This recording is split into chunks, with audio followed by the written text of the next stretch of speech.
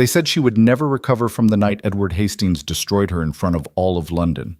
They said a woman humiliated so publicly might as well disappear into the countryside and never return. They were wrong. Because 2 years later, Clara Wentworth walked back into that same ballroom, not as a broken girl begging for acceptance, but as a duchess with ice in her veins and a duke at her side who could burn empires with a single word. This is the story of how the woman they mocked became the woman they feared. If you want to see how a discarded heart becomes an unbreakable will, stay until the end. Hit that like button and drop a comment with your city. Let's see where this story reaches tonight. The first crack in Clara Wentworth's world came on a Tuesday evening in June of 1812, though she wouldn't understand its significance until much later. She stood in the withdrawing room of the Ashford estate, her pale blue gown shimmering in the candlelight, her hands clasped nervously before her. The room smelled of rosewater and old money, the kind of scent that clung to families who had held their titles for centuries. Through the tall windows, she could see carriages lined up along the circular drive, their lanterns flickering like earthbound stars. "Miss Wentworth," Lady Ashford said, her voice sharp as cut glass, "do sit down. You're making me nervous with all that standing." Clara lowered herself onto the edge of a velvet settee, her spine rigid. She had been summoned here with no explanation, pulled from the evening's festivities by a tight-lipped footman who refused to meet her eyes. Around her sat Lady Ashford, her daughter Penelope, and 2 other women whose names Clara barely remembered, all arranged like a tribunal. "We felt it our duty," Lady Ashford continued, smoothing her silk skirts with bejeweled fingers, "to inform you of certain developments before you hear them elsewhere." Clara's stomach tightened. "Developments?" Penelope Ashford leaned forward, her expression a careful mask of sympathy that didn't quite reach her eyes. "It's about Mr. Hastings, my dear. Edward." The room suddenly felt smaller. Clara's fingers dug into the fabric of her gown. "What about Edward?" "He's announced his engagement," one of the other women said, her tone honeyed with false concern. "Just this afternoon, to Miss Catherine Thornbury, the Earl of Pembroke's daughter." The words landed like stones in still water, creating ripples that spread through Clara's entire body. She felt her face drain of color, felt the room tilt slightly to the left. I don't understand," she whispered. We were supposed to." "Oh, darling." Lady Ashford's voice dripped with patronizing kindness. "Surely you didn't believe Edward Hastings was serious about his intentions toward you, a man of his position." "But he said—" Clara's voice cracked. "He told me he loved me. He spoke of marriage, of our future together." Penelope exchanged a glance with her mother. "Men say many things in private, Miss Wentworth, especially to pretty girls who are perhaps too willing to believe them." The implication hung in the air like smoke. Clara felt heat flood her cheeks. We never did anything improper. We only talked. He courted me properly. Everyone saw us together." "Oh, everyone saw," Lady Ashford agreed, her smile thin and cutting. "That's rather the problem, isn't it? You were seen together quite frequently. Walks in the garden, private conversations in alcoves, long carriage rides with inadequate chaperoning, and now Edward has made a suitable match," Penelope finished. "And you, my dear, are left in a rather unfortunate position. The girl who was courted so publicly and then set aside." Clara's hands were shaking. She pressed them together harder, trying to stop the trembling from spreading to her voice. "He gave me his word. He promised—" "Promises," Lady Ashford interrupted, "are not proposals. Did he ever formally ask for your hand? Did he speak to your father? Announce an engagement?" The silence was answer enough. "I thought not," Lady Ashford continued. "You see, Miss Wentworth, this is why young ladies must be so careful. A man's attention is not the same as a man's commitment, especially when that man stands to inherit a fortune and needs to marry wealth, not—" She paused delicately. "Well, not sentiment." Clara felt something cold and hard forming in her chest. "My family is respectable.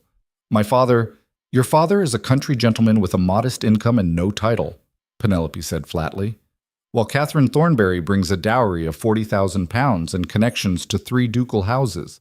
Surely you see the difference." "We wanted to tell you ourselves," one of the other women added, her voice syrupy. Before you had to hear it at the ball tonight. Before you had to see them together. See them? Clara's voice was barely a whisper. Edward is bringing Catherine tonight, Penelope confirmed, to introduce her to society as his future wife. They'll open the dancing together. It will be quite the spectacle. The room spun. Clara gripped the edge of the settee, her nails digging into the velvet. He knew I would be here tonight. He invited me himself. He asked me to save him the first waltz. Lady Ashford's expression shifted into something almost pitying. Oh, my dear, don't you see? That's precisely why we're telling you now, so you can make yourself scarce. Spare yourself the humiliation of watching him dance with another woman. Spare everyone the awkwardness of your presence. You're suggesting I leave? Clara's voice rose slightly, a note of desperation creeping in. Just disappear? We're suggesting you show some dignity, Penelope said, her tone sharpening. Going downstairs now, after this news, drawing attention to yourself, making a scene, it would only make things worse. People are already talking, Clara. They're already wondering why Edward chose Catherine over you. If you appear tonight, looking wounded and desperate, you'll only confirm what they're already thinking. And what? Clara asked, her voice tight. Are they thinking? The women exchanged glances. Finally, Lady Ashford spoke, each word chosen with surgical precision. That perhaps you presumed too much. That perhaps you encouraged Edward's attentions beyond what was proper. That perhaps you mistook a flirtation for something more serious. And that perhaps, when faced with the choice between a suitable wife and a passing fancy, Edward made the sensible decision. The words were designed to wound, and they did their work perfectly. Clara felt each one like a physical blow, but beneath the pain, something else was stirring, something darker and harder than hurt. I see, she said quietly. And if I stay? If I go down to that ballroom and hold my head high? Penelope laughed, a crystalline sound that held no warmth. Then you'll watch every eye in that room turn toward you with pity. You'll watch Edward waltz with Catherine. You'll watch him smile at her the way he smiled at you. You'll watch him introduce her as his future wife. And you'll watch everyone in that ballroom, everyone who saw you two together these past months, realize that you were never what he wanted. You were just what he had time for, until something better came along. The kindest thing you can do for yourself, Lady Ashford said, rising from her chair, is to leave quietly. Go home. Let this blow over. In a few months, perhaps you can return to society. Find some country squire or minor gentleman who doesn't care about your history. Build a quiet life somewhere far from London.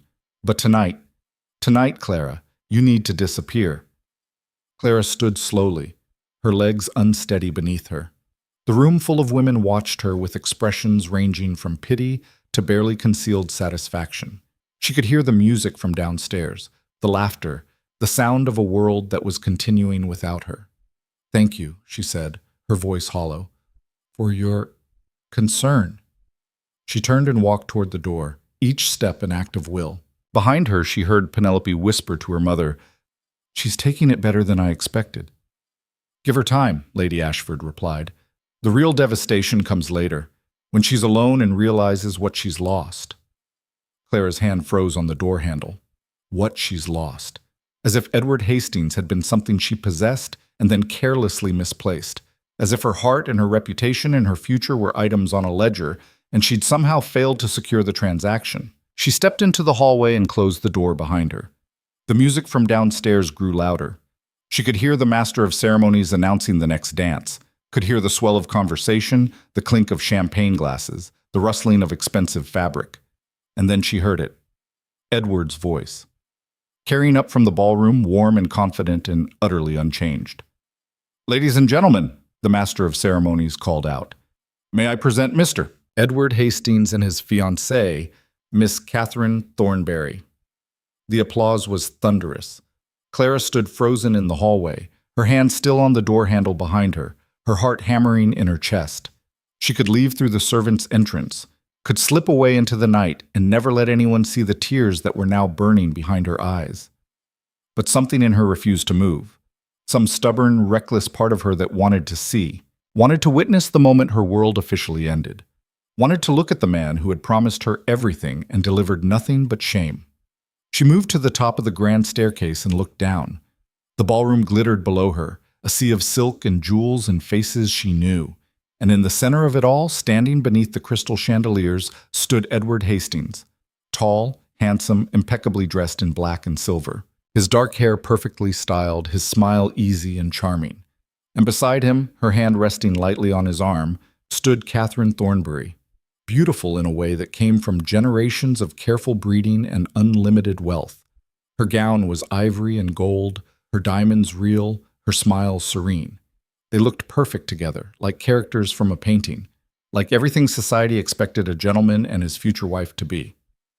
Edward leaned down and whispered something in Catherine's ear. She laughed, a delicate sound that somehow carried through the room. He smiled at her with unmistakable affection. Clara's hands gripped the banister. She couldn't breathe, couldn't think, could only stand there and watch as Edward Hastings, the man who had kissed her hand and called her his darling and promised her a future, gazed at another woman with the exact same expression he'd once given her, and then his eyes lifted, swept the room, found her standing at the top of the stairs. For one brief moment, their gazes locked. Clara saw recognition flash across his features, saw something that might have been guilt or might have been mere annoyance. And then, with deliberate slowness, he looked away, turned his attention back to Catherine, dismissed Clara as completely as if she'd never existed. The message was clear: you are nothing to me now. The orchestra began to play. Edward led Catherine onto the floor for the first waltz, the waltz he'd asked Clara to save for him. The room erupted in approving murmurs. Such a handsome couple. Perfect match, really. About time Edward settled down with someone suitable. Whatever happened to that girl he was spending time with? The Wentworth girl? Oh, that was never serious, just a flirtation. Edward was always going to marry properly. The voices swirled around Clara like poison. She stood at the top of the stairs, perfectly visible to anyone who cared to look up, and felt the weight of 300 pairs of eyes that didn't think she mattered enough to see. And then someone did look up. Lady Morrison, one of the sharpest-tongued women in London society, caught sight of Clara on the stairs. Her eyes widened. She leaned over to whisper to her companion. The whisper spread like wildfire. Heads began to turn. Eyes lifted. The dancing continued, but the attention of half the ballroom had shifted to the girl standing alone at the top of the stairs, watching her former suitor waltz with his new fiancée. Clara felt her face burning, felt the humiliation washing over her in waves. This was it. This was the moment Lady Ashford had warned her about, the moment where her dignity would either save her or destroy her. She could run, could turn and flee and let them all whisper about the pathetic Wentworth girl who couldn't handle rejection. Or she could walk down those stairs with her head high, could move through that ballroom like she had every right to be there, could show them all that Edward Hastings had not broken her, even if it was a lie. Even if every step would feel like walking through fire. Clara lifted her chin, straightened her shoulders, and began to descend the stairs. The whispers grew louder. She could feel every eye on her now, could sense the anticipation, the vulture-like eagerness for drama. They wanted to see her cry, wanted to watch her crumble. She reached the bottom of the stairs and moved into the ballroom.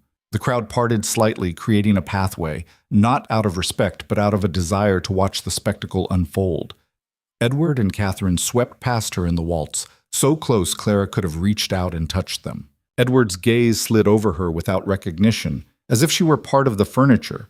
But Catherine looked at her directly and smiled, a small, knowing, triumphant smile that said, "I won." Clara felt something inside her shatter, not her heart, that had already broken upstairs.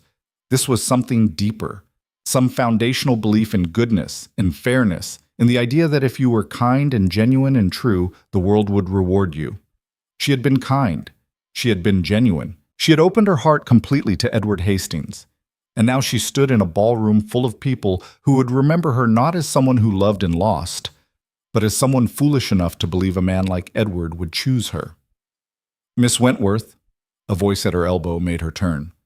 Lord Halifax, an elderly gentleman with kind eyes, offered her a slight bow. "Would you honor me with this dance?" It was a rescue attempt. Clara recognized it immediately. Lord Halifax was offering her a chance to save face, to pretend she had come here to dance, not to watch Edward. But even as she opened her mouth to accept, she heard the whisper from somewhere behind her. Look at her, trying to pretend it doesn't hurt. Everyone knows she's devastated. And another voice, I heard she actually thought he would marry her. Can you imagine? As if Edward Hastings would throw away his fortune for a nobody. Poor thing, she'll never live this down. Clara's hand, halfway to accepting Lord Halifax's invitation, fell back to her side. She looked at the old gentleman and saw pity in his eyes. Pity. That was what she'd become, an object of pity. Forgive me, she whispered. I find I'm not well. I need air. She turned and walked toward the terrace doors, moving as quickly as she could without running. Behind her, the whispers rose to a roar of speculation and judgment. The cool night air hit her face like a slap. Clara stumbled to the stone railing of the terrace and gripped it hard enough to hurt. The garden spread before her in the darkness, peaceful and indifferent to the agony of one foolish girl. That was painful to watch. The voice came from the shadows to her left. Clara spun around to find a man leaning against the terrace wall, half hidden in the darkness. Tall, broad-shouldered, dressed in black that made him nearly invisible. I'm sorry, she said quickly, wiping at her eyes. I didn't realize anyone else was out here. Clearly. The man stepped forward slightly, and moonlight caught his face. Sharp features, cold gray eyes, a mouth that looked like it had forgotten how to smile. You made quite the entrance, an exit. Clara felt fresh shame flood through her. Were you watching? Everyone was watching, he said flatly. That was rather the point, wasn't it? Your final appearance as Edward Hastings' discarded interest. Very dramatic. The cruelty of the words knocked the breath from her lungs. I don't know who you are, sir, but you have no right. I'm no one, he interrupted, just an observer. But I'll tell you what I observed. A girl who walked into a trap she should have seen coming from miles away. Clara's hands clenched into fists. You don't know anything about it. I know Edward Hastings, the man said. Known him for years, and I know his type. Men who collect hearts the way other men collect hunting trophies. Did he tell you that you were special? That he'd never felt this way before? That you understood him in a way no one else could? Each question was a knife. Clara felt tears spilling down her cheeks now, hot and unstoppable. He told you all of it, the stranger continued, his voice devoid of sympathy. And you believed him. Because you wanted to believe. Because it felt good to be chosen by someone like him. Someone wealthy and titled and desired. You probably told yourself it was love, that what you had was different, special. Stop, Clara whispered. Please stop. But it wasn't different, he said relentlessly. It was exactly the same as every other time Edward Hastings has amused himself with a pretty, naive girl who thought she was special. The only difference is that usually he's discreet about it. He doesn't let the girl parade around society on his arm for months before discarding her. That was your mistake. Letting everyone see. Letting everyone think it meant something. It did mean something, Clara choked out. To me, it meant everything. And to him, the stranger said coldly, it meant nothing. A few months of entertainment, a distraction while he negotiated his real marriage with the Thornbury family. You were a placeholder, Miss Wentworth. A pretty bookmark in a chapter he was always going to close. Clara turned away from him, pressing her hands to her face. The sobs were coming now, unstoppable and ugly. She had tried so hard to hold them back, to maintain some shred of dignity, but this stranger's brutal honesty had shattered her final defenses. Why are you doing this? She gasped. Why are you being so cruel? There was a long silence. When the man spoke again, his voice had lost some of its edge. Because someone needs to tell you the truth. Not the gentle lies your friends will offer. Not the pitying half-truths meant to spare your feelings. The real truth. And what, Clara asked bitterly, still not turning around, is the real truth? That you were never going to win, he said. Not because you weren't worthy. Not because you weren't good enough. But because men like Edward Hastings don't marry for love. They marry for advantage. For money and connections and social advancement. Love, real love, is a luxury they can't afford. Or won't afford. And girls like you, who offer them everything including your hearts, are just casualties of a system that values blood and gold over genuine feeling. Then the system is wrong, Clara said, her voice shaking with anger now as well as grief. Of course it's wrong, the stranger agreed. But knowing that doesn't change it. Fighting it doesn't change it. And standing in that ballroom, letting them all see your pain, definitely doesn't change it. All you've done tonight is give them a story they'll tell for years. The girl who loved too much and lost too publicly. Clara turned to face him, her tears drying on her cheeks, her expression hardening. You're right. I was naive. I was foolish. I believed in something that didn't exist. But at least I was brave enough to try.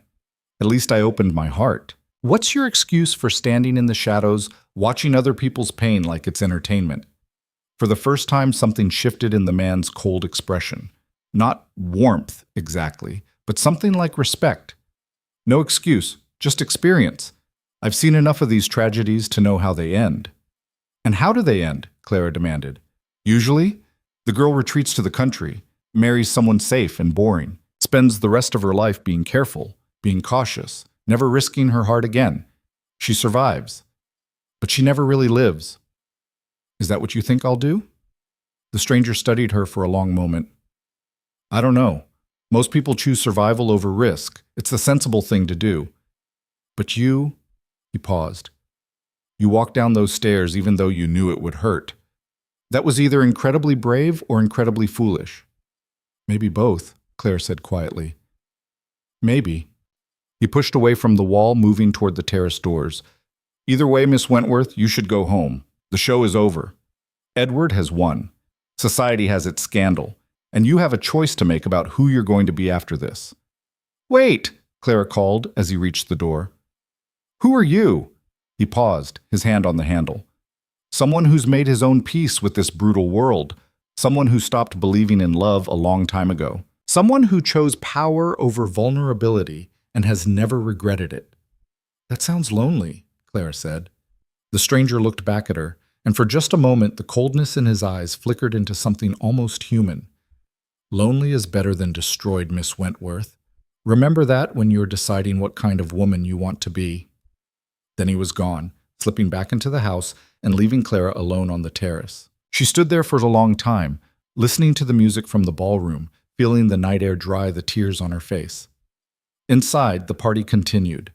Edward danced with Catherine. Society whispered about the Wentworth girl and her foolish heart, and something inside Clara, something that had been soft and hopeful and open, began to harden into something else entirely. The stranger was right about one thing. She had a choice to make. She could let this destroy her, could retreat into shame and spend the rest of her life being careful, being small, being safe. Or she could learn from it, could take the pain and the humiliation and the brutal lesson of tonight and forge it into armor, could become someone who would never, ever be vulnerable like this again. The girl who had walked into this ballroom, the girl who believed in love and happy endings and the goodness of people, was gone. She had died somewhere between the top of those stairs and Edward's dismissive glance. The woman who would walk out was someone different, someone harder, someone who understood that in this world, sentiment was weakness and trust was a liability. Clara Wentworth took one last look at the glittering ballroom, at the life she had thought would be hers, at the man who had taught her the cruelest lesson of all. Then she turned her back on all of it and walked into the darkness. She didn't know yet who she would become, but she knew with absolute certainty who she would never be again. Vulnerable, trusting, foolish enough to believe that love was enough. The night swallowed her whole, and Clara let it. Somewhere in that darkness, she would find a new version of herself, someone strong enough to survive in a world that devoured soft hearts. Or she would disappear entirely. Right now, standing in the ruins of her shattered dreams, either outcome felt like mercy. 23 months had passed since that night, and Clara had learned to stop counting the days. She stood now in the parlor of her father's townhouse, staring at the rain streaking down the windows, her reflection ghostly against the gray London afternoon. The house was smaller than she remembered, or perhaps she had simply grown used to feeling confined. 2 years of near isolation would do that. 2 years of watching former friends cross the street to avoid her. 2 years of invitations that never came. 2 years of whispers that never quite stopped. Clara, darling, you'll wear a hole in the carpet. Her mother's voice cut through her thoughts. Margaret Wentworth sat by the fire, her embroidery forgotten in her lap, her face creased with the kind of worry that had become permanent. She had aged a decade in 2 years, Clara noticed. The scandal had carved lines around her mouth that no amount of powder could hide. "I'm simply thinking, Mother." "You're always thinking lately." Her mother set aside her needlework with a sigh. "It's not healthy, all this brooding. Perhaps we should accept Lady Pemberton's invitation to Bath. A change of scenery might—" "Lady Pemberton invited us out of pity," Clara said, her voice flat. "She wants to parade the tragic Wentworth girl before her friends as a cautionary tale. I'd rather stay here." "Clara, please," her mother's voice cracked. "You can't hide forever. You're 23 years old. You should be married by now, settled, happy. Instead, I'm what?" Clara turned from the window, her expression calm but her eyes hard. "A spinster? A cautionary tale? The girl who aimed too high and fell too far?" "That's not what I meant, but it's what everyone else means." Clara moved to the chair opposite her mother, sitting with the rigid posture she'd perfected over 2 years of learning to armor herself. "I know what they say, Mother. I know exactly what my value is in this market, and it's considerably less than it was before Edward Hastings decided I was disposable." Margaret Wentworth's hands twisted in her lap. "Your father and I have been discussing options. There's a gentleman in Yorkshire, Mr. Blackwood, a widower with 3 children. He's looking for a wife who can manage his household. He doesn't move in London circles, so he wouldn't be concerned about the past." "A widower in Yorkshire?" Clara's laugh was brittle. "How romantic. What's wrong with him?" "Clara, I'm serious, Mother. Why would a gentleman need to import a wife from London unless there's something fundamentally undesirable about him? Is he cruel? A drunk? Deformed in some way?" "He's simply older. And he doesn't have much interest in society. He wants a practical wife, a manager for his estate, someone who won't expect grand romance. Someone who's already been humiliated enough that she won't have expectations," Clara translated. "Someone grateful enough for the offer that she won't question the terms. Tell me, what's his age? 50? 60? Her mother's silence was answer enough. "I see." Clara stood, smoothing her skirts with hands that had learned not to tremble.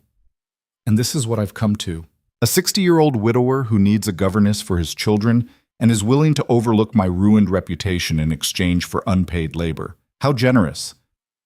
"It's a respectable offer," her mother protested. "More than we have any right to expect given the circumstances. Clara, you have to understand, your father's income can't support us forever. When he's gone, you and I will have nothing, £100 a year at most. We'll be dependent on your brother's charity, and you know how his wife feels about us." Clara did know.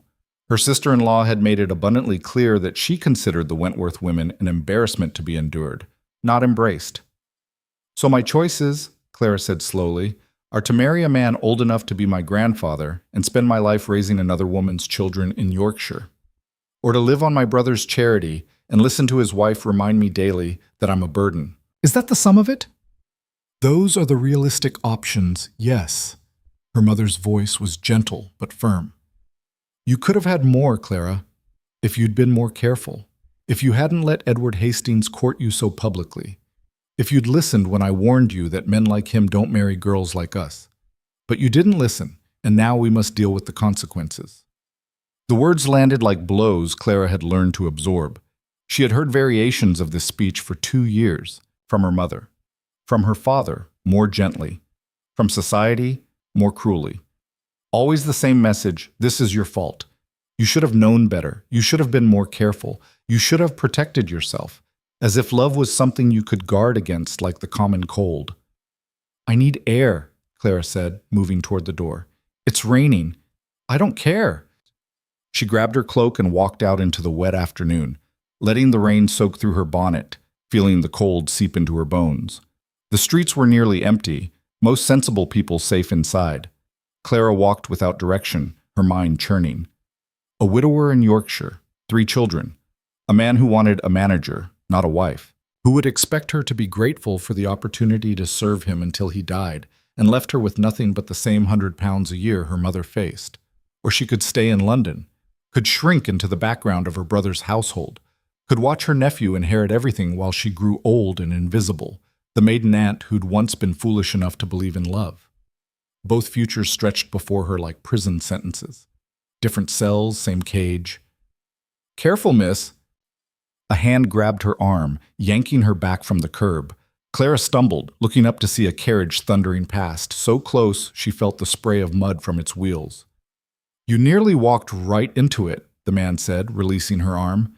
He was middle-aged, portly, his face concerned. "Are you quite all right?" "Yes," Clara lied.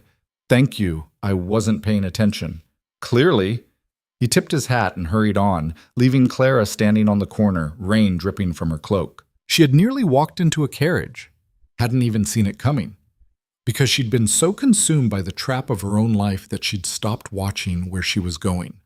The realization hit her like the carriage would have. She was still letting Edward Hastings destroy her, still letting that one night dictate every choice, every option, every possible future. Still being the girl who'd been broken by rejection. The stranger on the terrace had been right. She'd had a choice to make about who she would become. And for 2 years, she'd chosen to become nothing at all.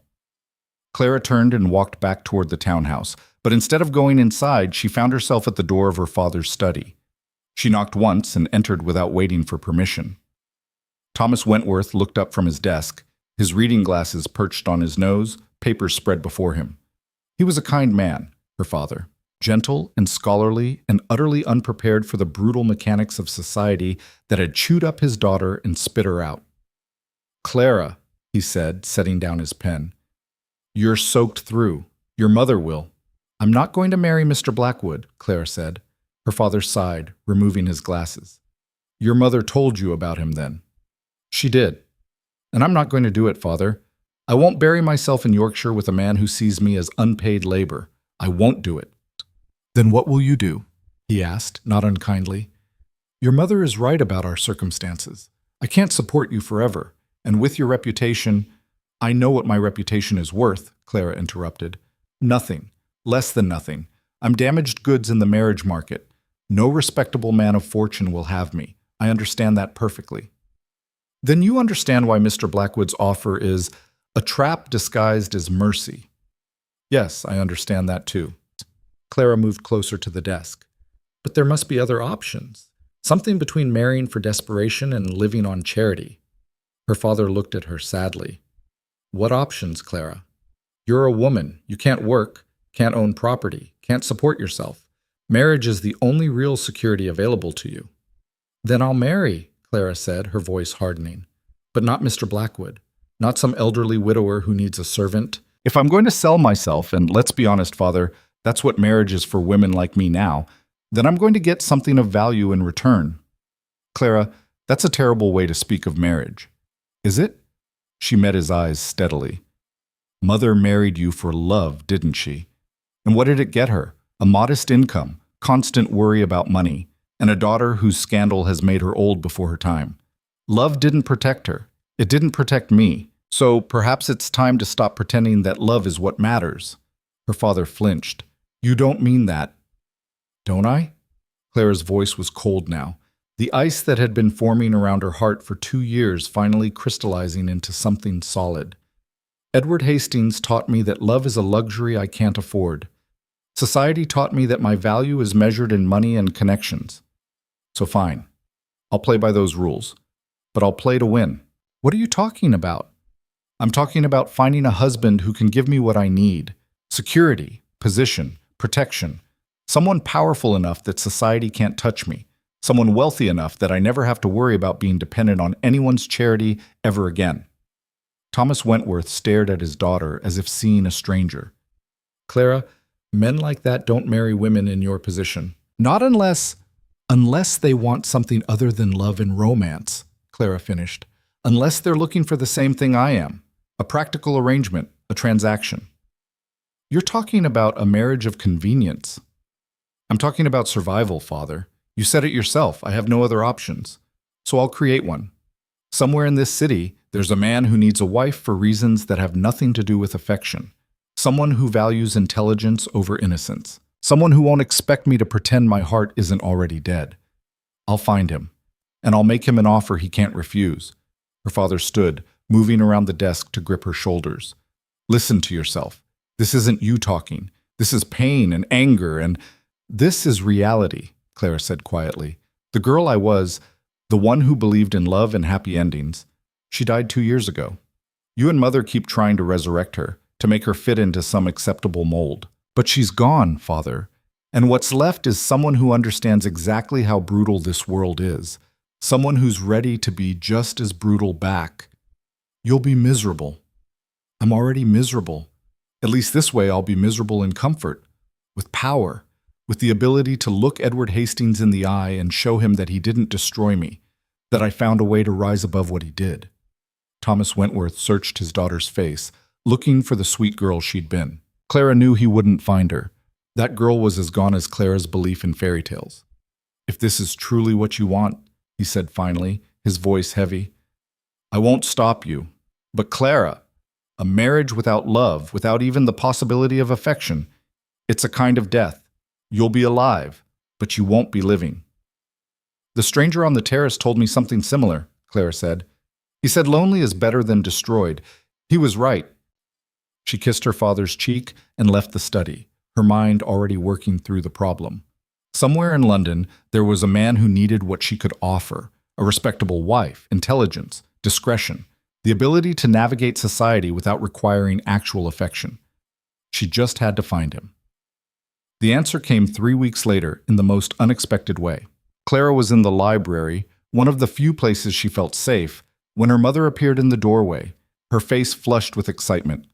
Clara, you have a caller. Tell them I'm not receiving, Clara said without looking up from her book. It's Duke Victor Ashford. The book slipped from Clara's fingers and hit the floor with a thud. She stared at her mother in shock. What? Duke Ashford is in the parlor, her mother repeated, her voice breathless.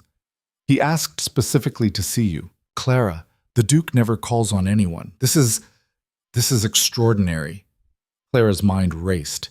Duke Victor Ashford. She knew the name. Everyone in London knew the name. He was one of the wealthiest, most powerful men in England. 35 years old, never married, famously cold and utterly uninterested in society's expectations. And he was sitting in her parlor. Why would he want to see me? Clara asked, standing slowly. I don't know, but we can't keep him waiting. Come, quickly, let me fix your hair. No. Clara's voice was sharp. I'll see him as I am. She walked to the parlor with her heart hammering, every instinct screaming that this was important, that whatever brought Duke Ashford to her door was about to change everything. He stood by the window, his back to the door, his hands clasped behind him. Tall, broad-shouldered, dressed entirely in black. Something about his posture struck her as familiar. Your Grace, she said, entering the room. This is an unexpected honor. He turned and Clara's breath caught. It was him, the stranger from the terrace, the man who'd told her brutal truths on the worst night of her life. Duke Victor Ashford's gray eyes met hers with no hint of recognition or surprise, as if he'd known all along who she was, as if this moment had been inevitable. Miss Wentworth, he said, his voice exactly as she remembered, cold, controlled, utterly devoid of warmth. Thank you for seeing me. Did I have a choice? Clara asked, keeping her voice steady despite the shock coursing through her.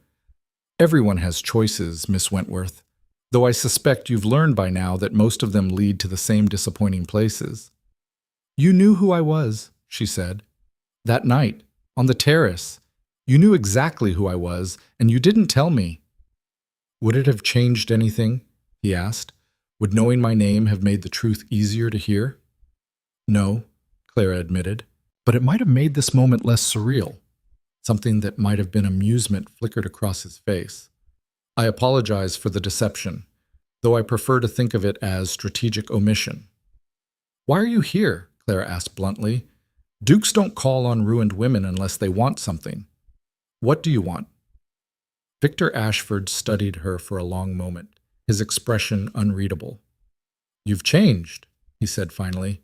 The girl on the terrace was still soft underneath the pain, raw, wounded. You're not her anymore. No, Clara agreed. I'm not. You told me I had a choice about who I would become. I made it. So I see. He moved away from the window, closer to her. I came to make you an offer, Miss Wentworth. A proposal, if you will.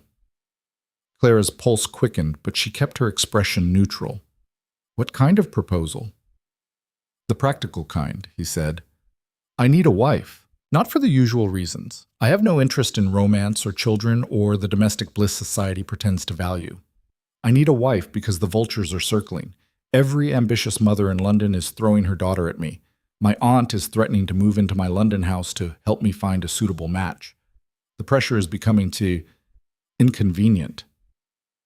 So you want a wife to make them leave you alone? Clara said. I want a wife who understands that marriage is a business arrangement, he corrected. Someone intelligent enough to manage my households and navigate society on my behalf. Someone who won't expect affection or romance or any of the other fairy tales young women are raised to believe in. Someone who's already learned that love is a liability, not an asset. Clara's throat was dry. And you think I'm that person? I know you are, he said. I've been watching you, Miss Wentworth, for 2 years. I've seen how you've handled your exile from society. You didn't break, didn't run away. You adapted, hardened, became exactly the kind of woman I need. You've been watching me for 2 years, Clara repeated slowly. Why? Because that night on the terrace I saw something in you, Victor said. Something rare. The capacity to transform pain into armor. Most people who are broken stay broken. But you rebuilt yourself into something stronger, something that could survive in this brutal world we inhabit. And you want to marry this survival instinct? I want to marry the woman who possesses it, he said. I can offer you everything you've lost and more. Wealth beyond your imagination. A title that will make everyone who ever snubbed you bow when you enter a room. Security for yourself and your parents. The power to look Edward Hastings in the eye and show him exactly how little he matters. Every word landed like a perfectly aimed arrow. He knew exactly what to say, exactly what she wanted. And what do you get in return? Clara asked, searching his face for deception. A wife who won't bore me, Victor said simply. A partner who understands that sentiment is weakness. Someone who can stand beside me in this vicious society without flinching. Someone who won't expect me to pretend to be something I'm not. Which is?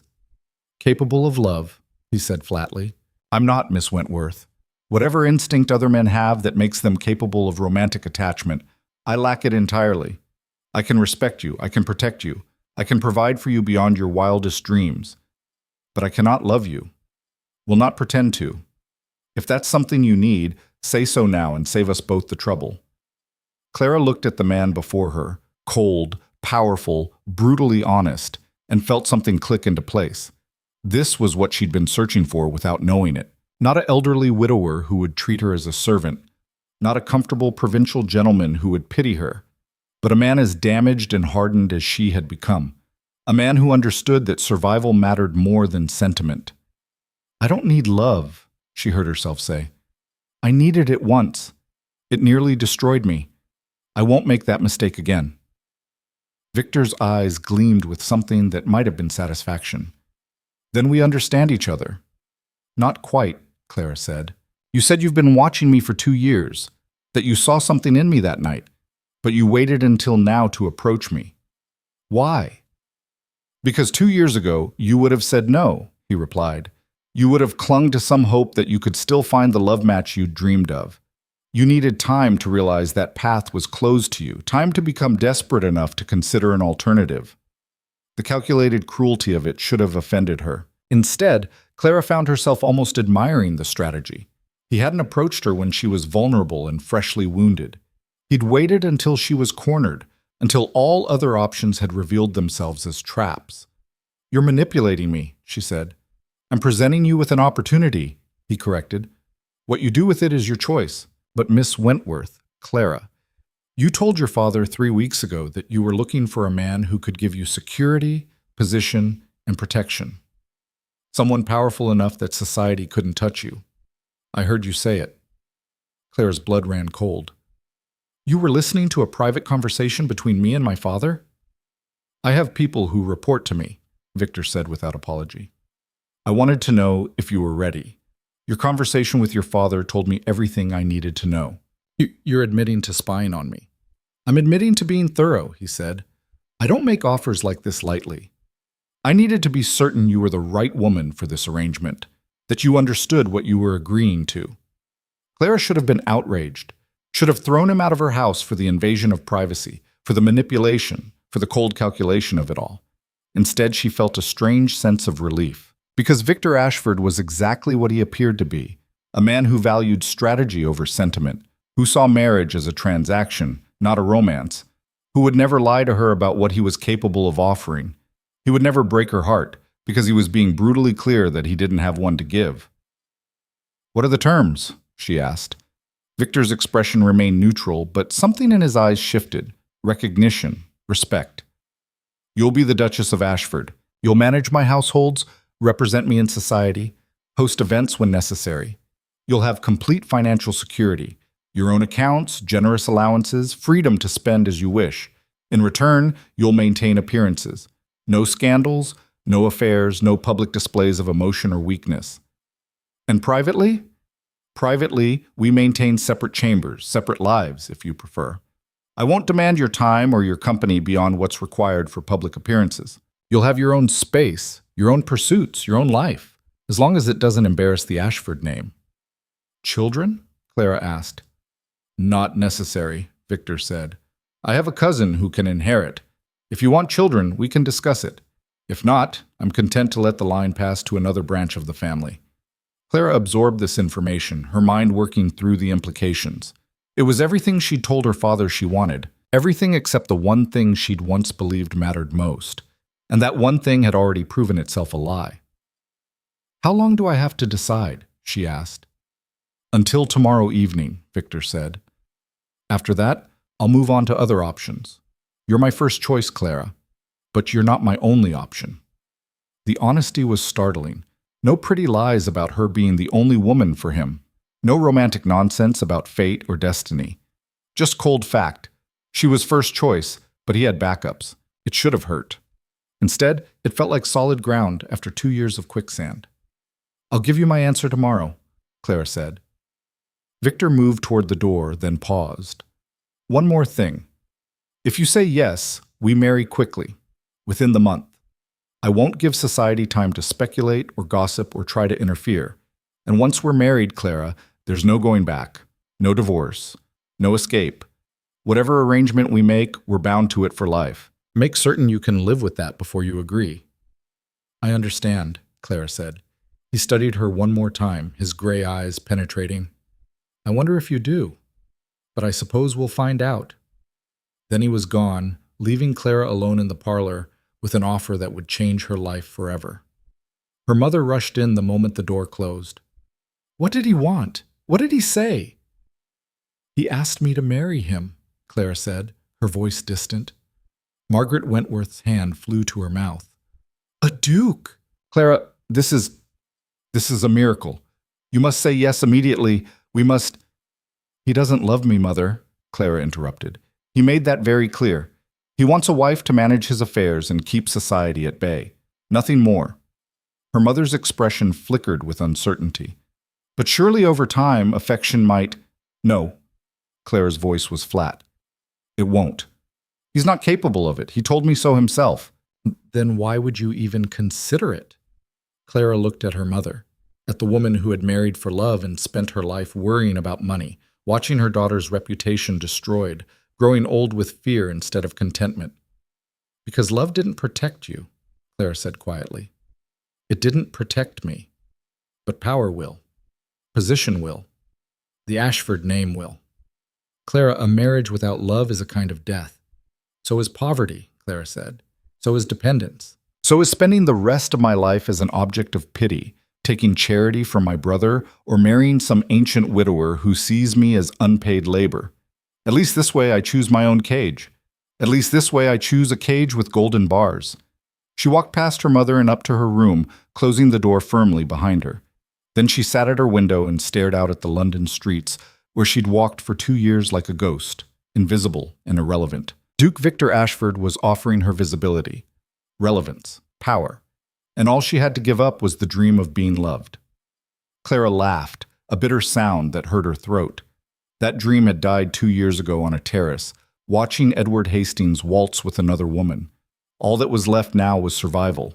And if she had to survive, she might as well do it as a duchess. The next evening, when Victor Ashford returned for her answer, Clara met him in the parlor wearing her finest dress and her hardest expression.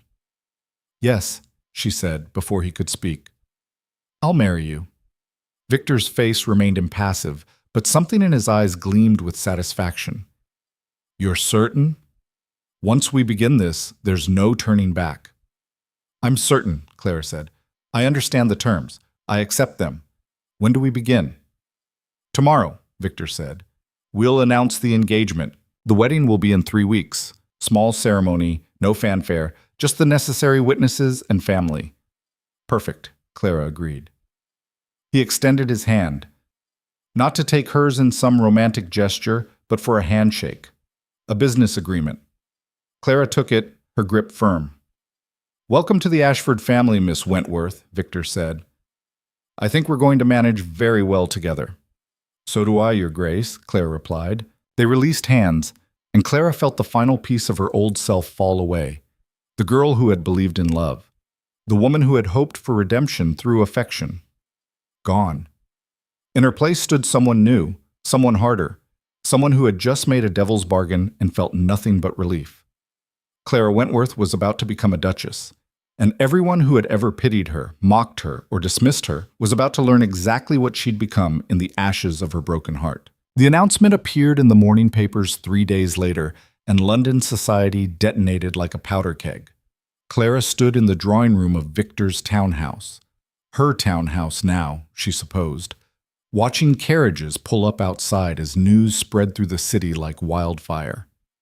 Within hours, the street was clogged with gawkers and gossips, all craning their necks for a glimpse of the impossible. The ruined Wentworth girl who had somehow ensnared the most elusive duke in England. "They're multiplying," Victor observed from his position by the window.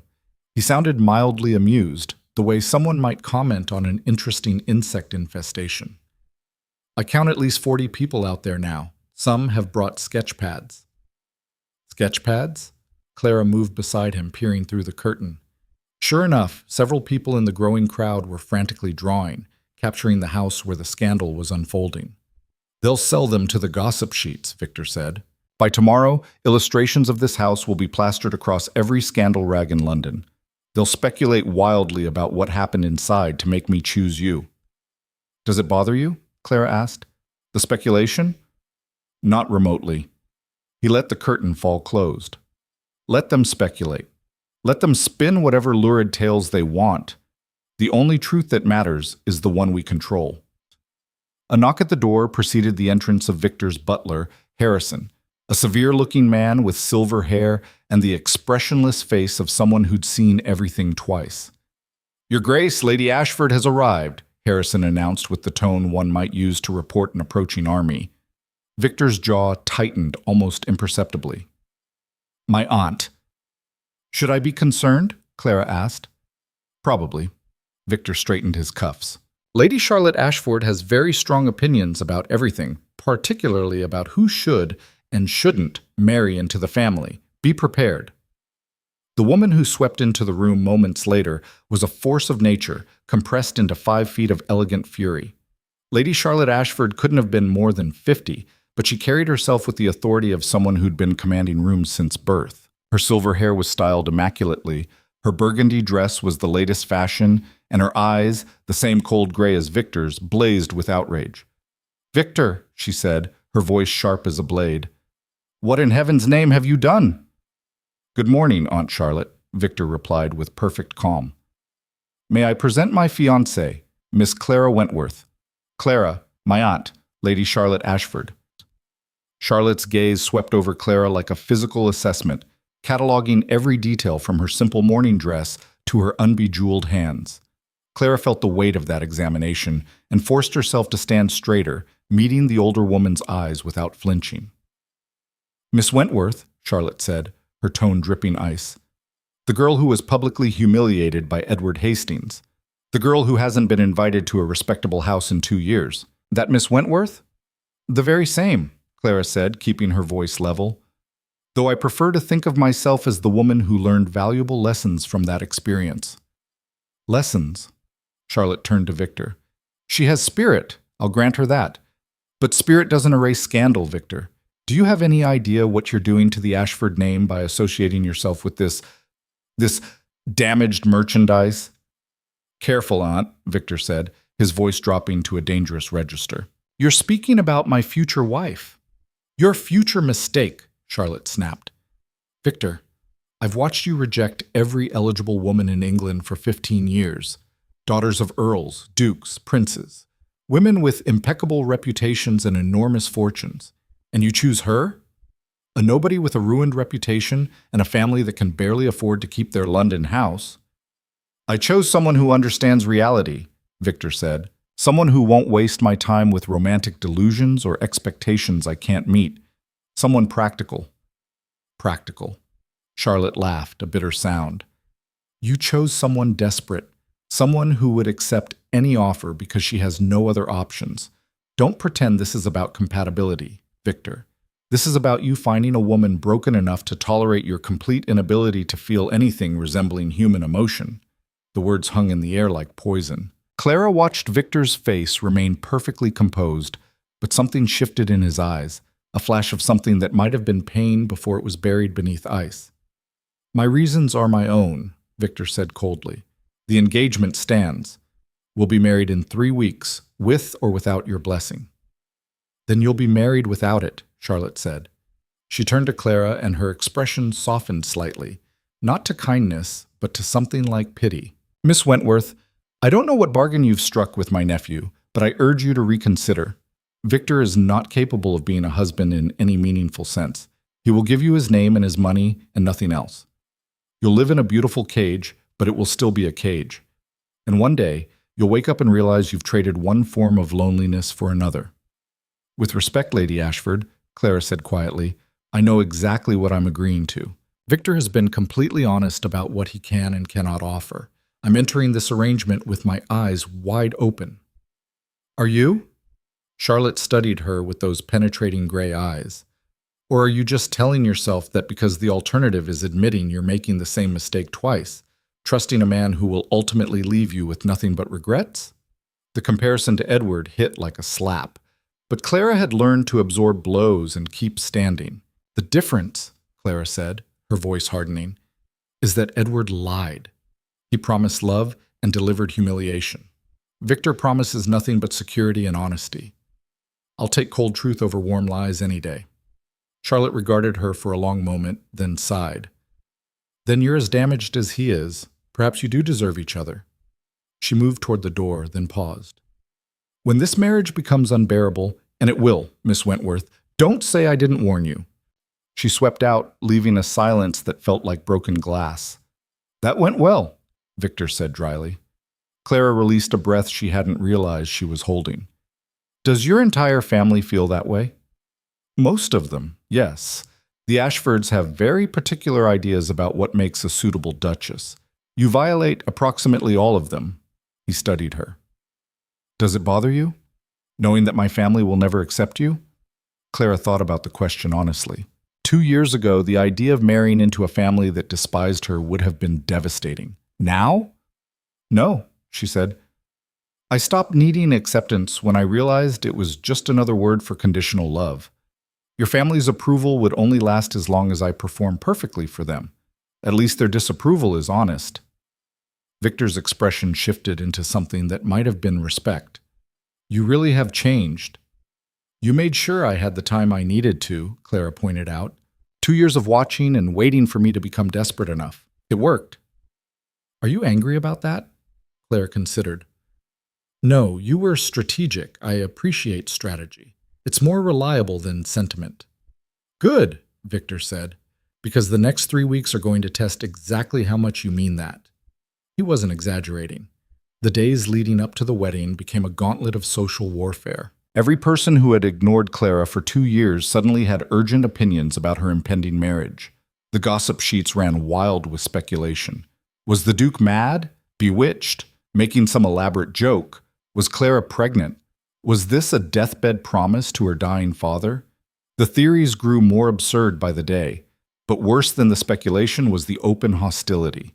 Clara was shopping for wedding necessities when she encountered them. A group of women she'd once called friends, led by none other than Penelope Ashford, soon to be Penelope Worthington, as her own engagement had just been announced.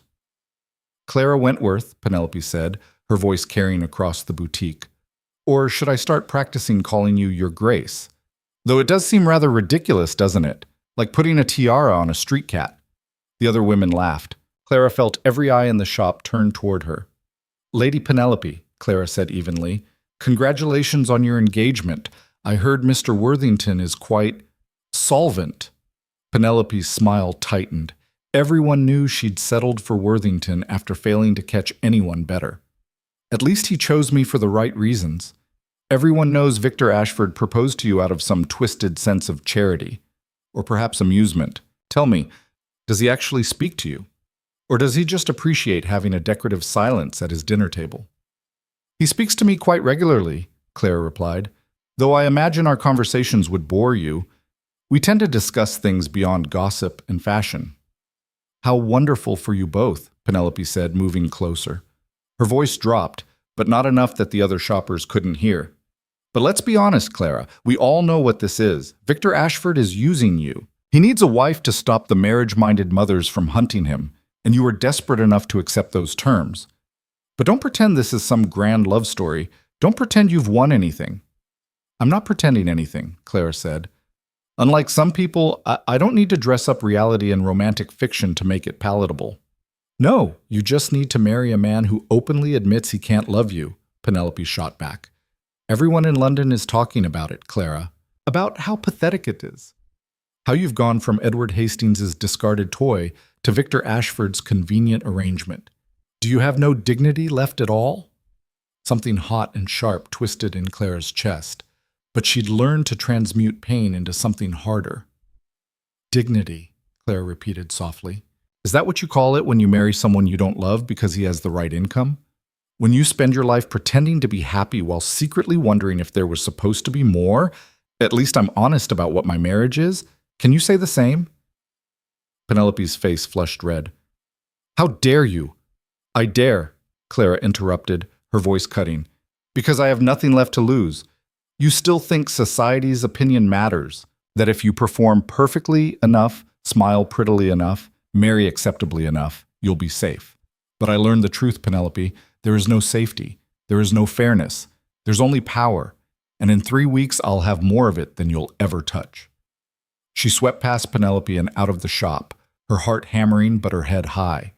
Behind her, she heard the explosion of whispers, felt the weight of shocked stares. Let them stare, let them whisper. Soon she'd be a duchess, and they'd have to bow.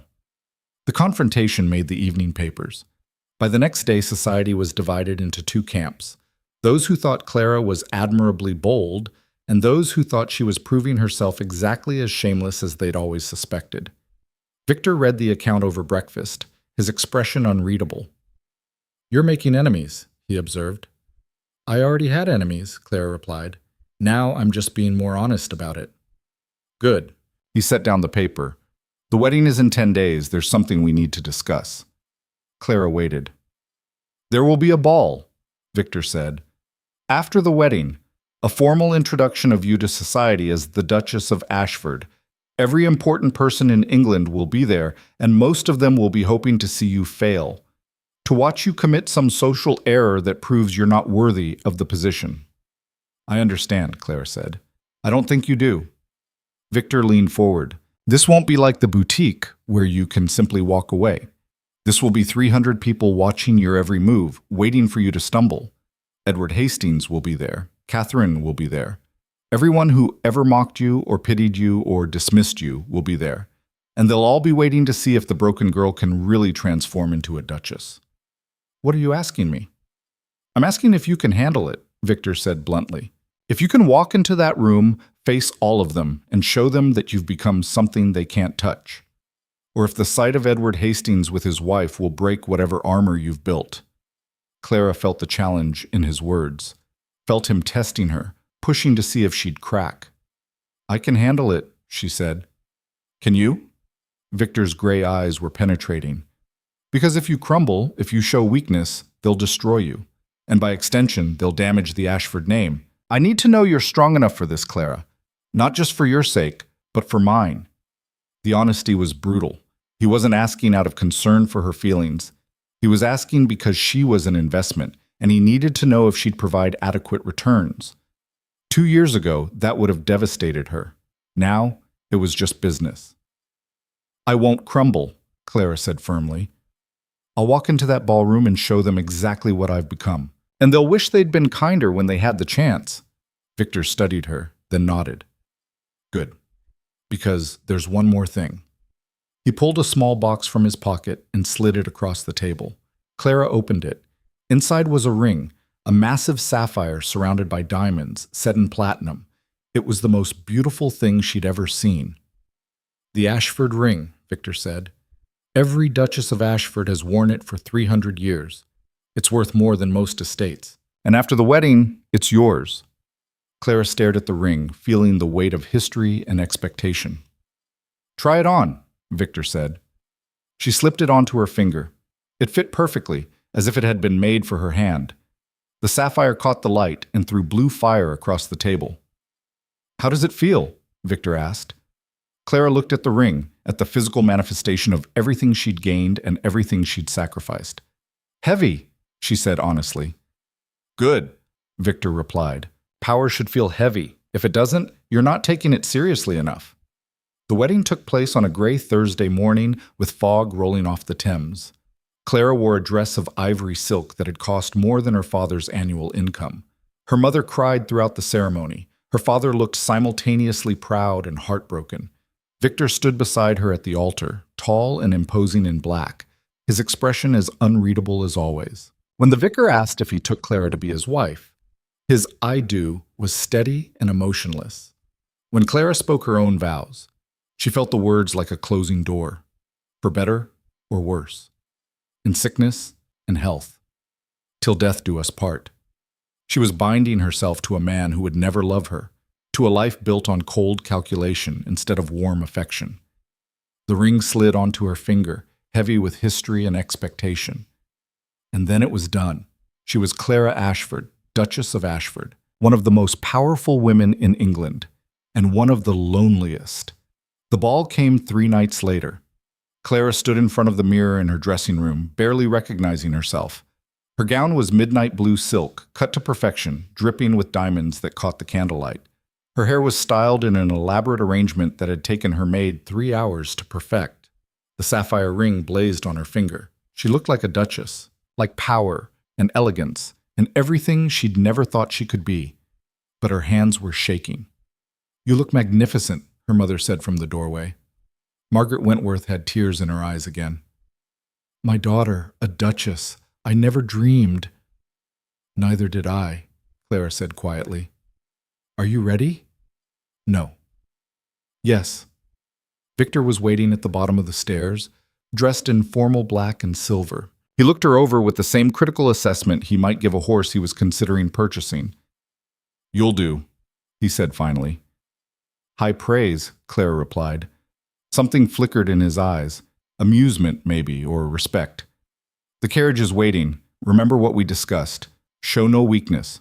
No matter what happens in that ballroom, you are the Duchess of Ashford. You are above them all now. I remember, Clara said. The ballroom at Ashford House was a cathedral of wealth and power. Crystal chandeliers hung from ceilings painted with classical scenes. Gold leaf covered every surface. The room could hold 500 people comfortably, and tonight it was packed. Every important person in England was there. Earls and countesses, viscounts and barons, members of parliament, military heroes, the cream of society, all dressed in their finest, all gathered for one purpose, to see if Clara Wentworth could survive her own triumph. The majordomo's voice rang out. His Grace, the Duke of Ashford, and Her Grace, the Duchess of Ashford. The room fell silent. Clara stepped into that silence with her hand on Victor's arm, her head high, her expression calm. Every eye turned toward her. She felt the weight of 300 stares, felt the speculation and judgment and barely concealed hostility. And she smiled. Not a nervous smile, not an apologetic smile, but a smile that said, "I know what you think of me, and I don't care." They descended the stairs, the crowd parted, and Clara walked through that sea of hostile faces like a queen through conquered territory. "Breathe," Victor murmured. "You're doing perfectly." And she was. She was doing exactly what she'd promised, showing no weakness, giving them no ammunition, until she saw him. Edward Hastings stood near the refreshment table, resplendent in navy and gold, his arm around Catherine's waist. He was laughing at something someone had said, his head thrown back, completely at ease. The sight hit Clara like a physical blow. For 2 years she'd avoided him, avoided even thinking about him too directly. But here he was, solid and real and utterly unchanged. Victor felt her falter. His hand tightened on hers, a silent warning. "Don't break.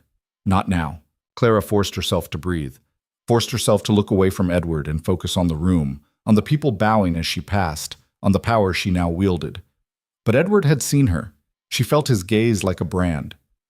"Duchess Ashford," a voice said. Lord Halifax, the old gentleman who tried to rescue her that horrible night 2 years ago, bowed deeply. "May I say you look absolutely radiant. Marriage clearly agrees with you." "Thank you, Lord Halifax," Clara said, her voice steady. "You're very kind." "Not kind, Your Grace. Honest." He smiled gently. "I'm very happy for you, truly." The warmth in his voice nearly undid her, but she held firm, smiled, moved on. More people approached, more bows, more careful compliments masking curiosity and resentment.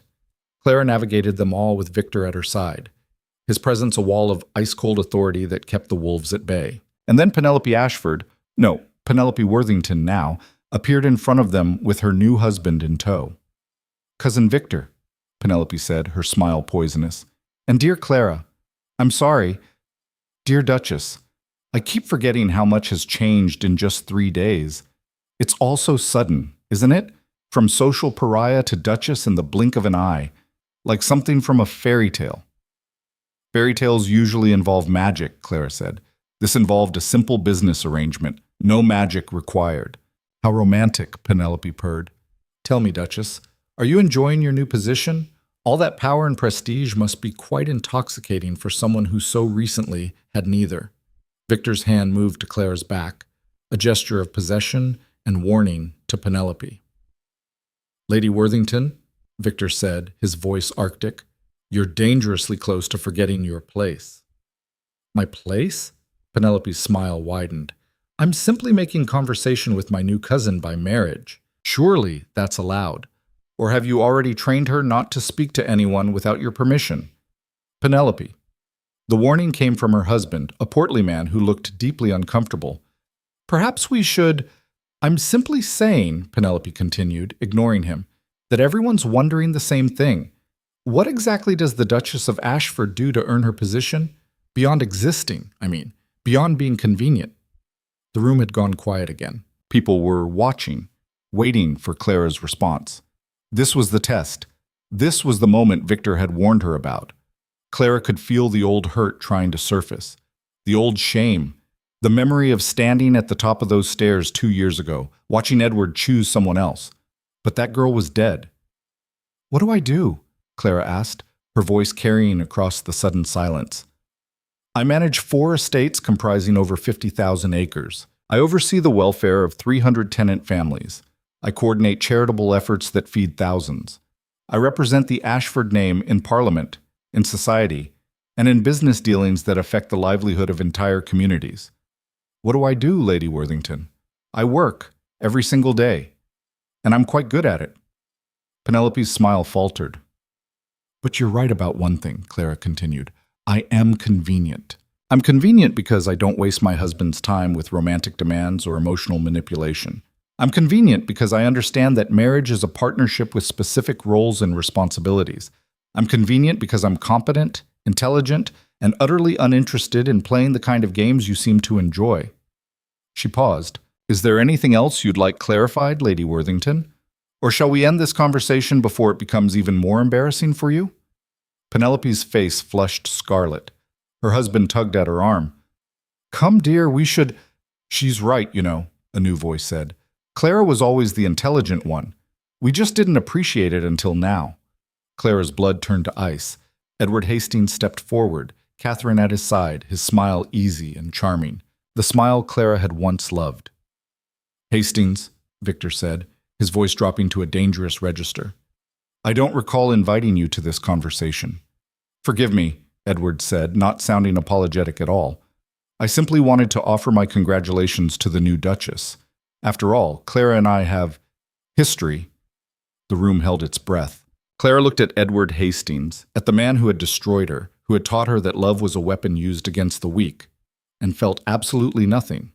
No anger, no pain, no lingering affection, just cold, clear recognition of exactly what he was, a pretty shell with nothing inside worth keeping. "We do have history," Clara agreed. "Brief history, inconsequential history, the kind of history one barely remembers after a few years." Edward's smile tightened. "Surely I wasn't that forgettable." "On the contrary," Clara said, "you were a very important lesson. One I'm grateful for, actually. You taught me to value honesty over charm, substance over performance, reality over fairy tales. In that sense, I suppose I owe you thanks. If you hadn't broken me so thoroughly, I never would have rebuilt myself into someone strong enough to stand here now." She watched the words land, watched Edward's expression shift from amusement to something darker. "How very philosophical," he said. "Though I wonder, Clara, sorry, Your Grace, if you really believe that, or if you're simply telling yourself a pretty story to make your loveless marriage more bearable." "Edward," Catherine's voice was sharp, a warning, but Edward ignored her, his attention fixed on Clara. "Because let's be honest, shall we? You married Ashford because you had no other options. Because I ruined you so thoroughly that no respectable man would have you. You can dress it up and talk of practicality and partnership, but we both know the truth. You settled for a man who can't love you because you couldn't have the man you actually wanted." The words were designed to eviscerate her, to reduce her back to the broken girl on the terrace. And for just a moment, just one terrible moment, Clara felt the old wound trying to tear open. Then Victor moved. He stepped forward, placing himself slightly in front of Clara, his presence a wall of controlled fury. "Hastings," he said quietly, "you're about to make a very serious mistake." "Am I?" Edward's smile was sharp. "I'm simply stating facts. Clara was in love with me. Everyone knew it, and when I chose Catherine, chose properly, Clara was devastated. These are not secrets, Ashford." "No," Victor agreed. "They're not secrets. They're also not relevant. Because whatever Clara felt for you 2 years ago, she feels nothing for you now. You're a closed chapter, a footnote, a minor character in a story that's moved far beyond you." "You're very confident about her feelings," Edward said, "for a man who admits he can't return them." "I don't need to return them," Victor said. "I need to protect her, respect her, give her the power to never be vulnerable to men like you again. And that, Hastings, is exactly what I've done. Clara doesn't need my love. She needs my name, my resources, and my unwavering support. And unlike you, I'm capable of providing all three without requiring her to debase herself for my ego." The room was deadly silent now, every eye fixed on the confrontation. Edward's face had gone red. "You arrogant—" "Careful," Victor interrupted, his voice dropping to a lethal whisper. "You're speaking to a duke, in his own house, about his wife. I suggest you choose your next words very carefully." The threat was unmistakable. Edward was wealthy and well-connected, but Victor was a duke. One word from him could destroy Edward's social standing, his business prospects, his entire life. Edward seemed to realize this. His jaw clenched, his hands fisting at his sides. But Clara had had enough of men fighting over her like she was a prize to be won. "Edward," she said quietly. Both men turned to look at her. "You asked if I believe what I said? If I'm telling myself a pretty story?" "The answer is yes. I absolutely believe it. Because here's what you never understood. Breaking me was the best thing you ever did for me. It destroyed the naive girl who thought love was enough. And it created someone who understands that power is the only thing that matters. You didn't ruin me, Edward. You forged me. And now I'm standing here as a duchess, while you're standing there as exactly what you always were. A mediocre man with a pretty face and an inflated sense of his own importance." She stepped closer to him, close enough to see the shock in his eyes. "You thought destroying me would prove you were superior," she continued. that choosing Catherine would demonstrate your wisdom, but all it proved was that you're a coward who chose money over genuine connection, who valued appearances over substance. And now you're stuck in a marriage built on the same empty calculation you mocked me for accepting. At least I'm honest about what my marriage is. Can you say the same? Edward's face had gone white. Beside him, Catherine looked like she'd been struck. Clara, Catherine said, her voice shaking. You have no right. I have every right, Clara said, turning to her. You won. You got Edward. You got the wedding you wanted, the position you craved. But tell me, Catherine, was it worth it? Is he everything you hoped? Or did you discover too late that winning a man who doesn't love you is just another form of losing? Catherine's eyes filled with tears. Edward grabbed her arm, pulling her away. We're leaving, he said coldly. Excellent decision, Victor said. They pushed through the crowd, Edward's face thunderous, Catherine crying. The room erupted in whispers. Clara stood perfectly still, her heart hammering, realizing what she'd just done. She'd declared war. Not polite social warfare. Real, brutal, scorched earth warfare. And there was no taking it back. Victor's hand found hers squeezing once.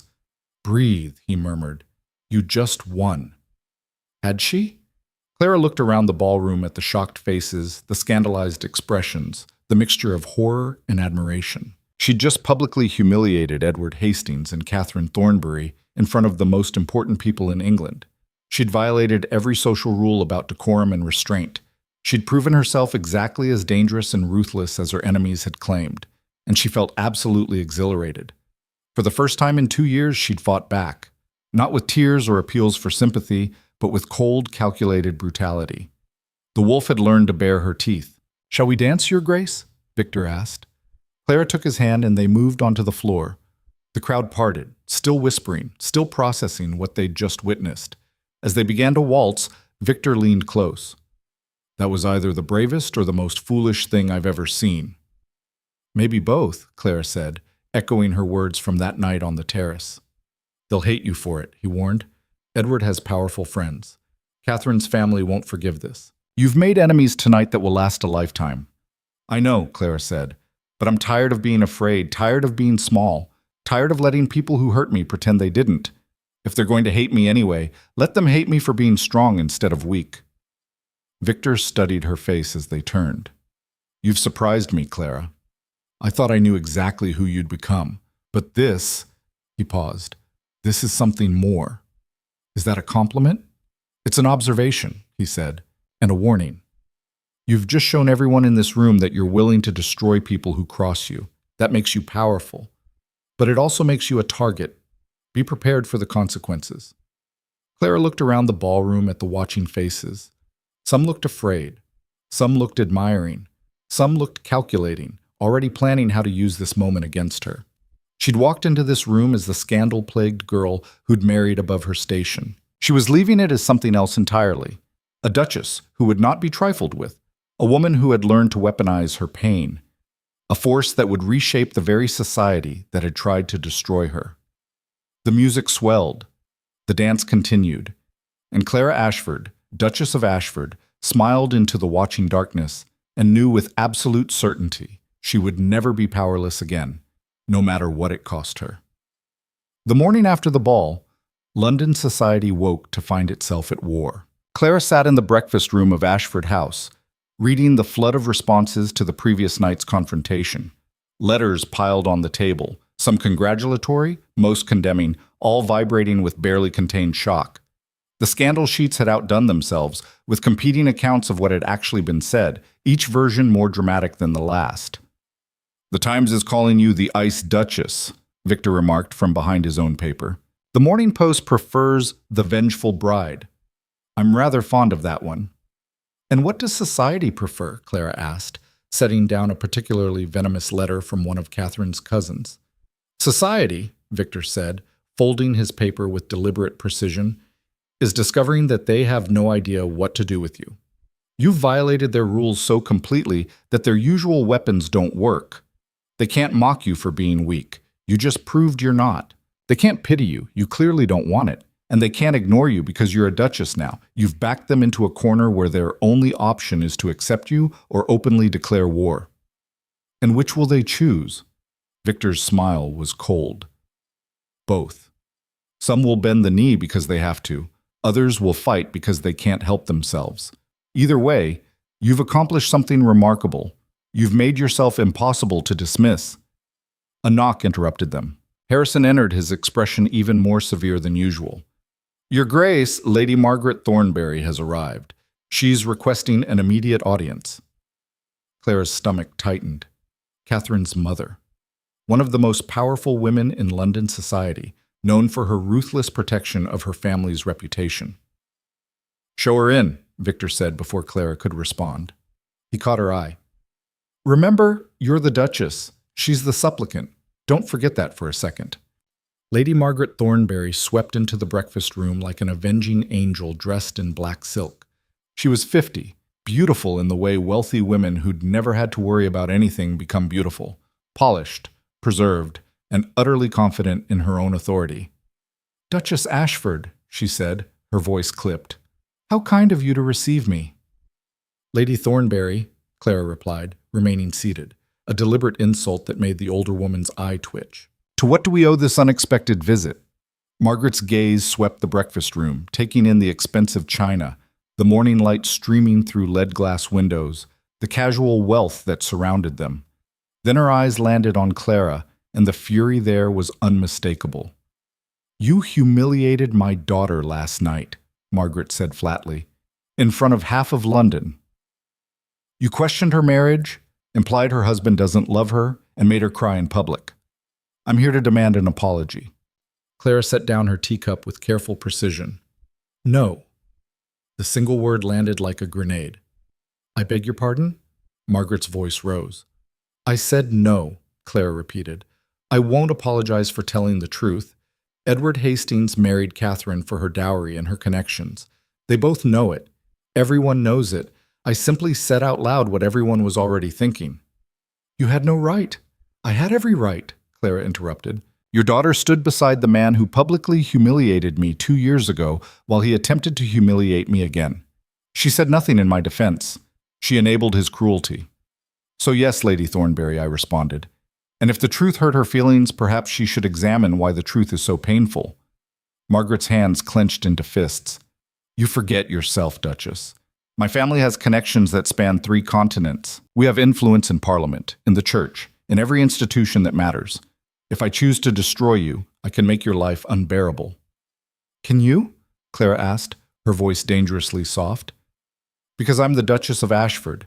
My husband controls more land than your entire family combined. He has the ear of the Prime Minister and half the House of Lords. And unlike you, I have nothing left to lose. You can threaten me all you want, Lady Thornberry, but we both know you can't actually touch me. Not anymore. Victor, who had been watching the exchange with the interest of someone observing a particularly violent chess match, spoke up. Lady Thornberry, I believe my wife has made her position clear. If Catherine was hurt by Clara's words, perhaps you should ask yourself why your daughter chose to marry a man who openly courts women he doesn't intend to marry. That seems like the real problem here. Margaret whirled on him. How dare you? How dare I state facts? Victor's voice was ice. Lady Thornberry, let me be very clear. Clara is under my protection. Any attack on her is an attack on the Ashford family, and we have very long memories and very deep pockets. If you choose to make an enemy of us, we will respond. Not with social cuts or whisper campaigns, but with real, tangible consequences. We'll withdraw our patronage from every institution your family supports. We'll oppose every bill your husband sponsors in Parliament. We'll make it known that doing business with the Thornberrys means losing access to the Ashford fortune. Is that really the war you want to start over your daughter's hurt feelings? The color drained from Margaret's face. She was powerful, but Victor was right. The Ashfords operated on a different level entirely. A level where money and title translated into genuine political and economic power. You would destroy my entire family, Margaret said slowly. Over a social slight? No, Victor corrected. We would defend ourselves against your aggression. You came here demanding an apology for truth-telling. You threatened my wife. Those aren't social slights, Lady Thornberry. They're acts of war, and if you declare war, we will finish it." The silence that followed was suffocating. Margaret looked between Victor and Clara, calculating, reassessing.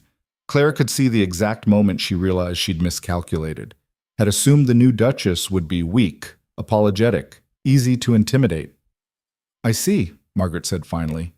"I underestimated you both." "Most people do," Clara said. "They assume I'm still the broken girl from 2 years ago. They assume I'll be grateful for any crumb of acceptance. They're wrong." Margaret studied Clara with new eyes, no longer dismissive, but wary. "What do you want then, if not peace?" "I want respect," Clara said simply. "I want to be acknowledged as the Duchess of Ashford without qualification or asterisk. I want Catherine and Edward to understand that their attempt to diminish me last night was their last.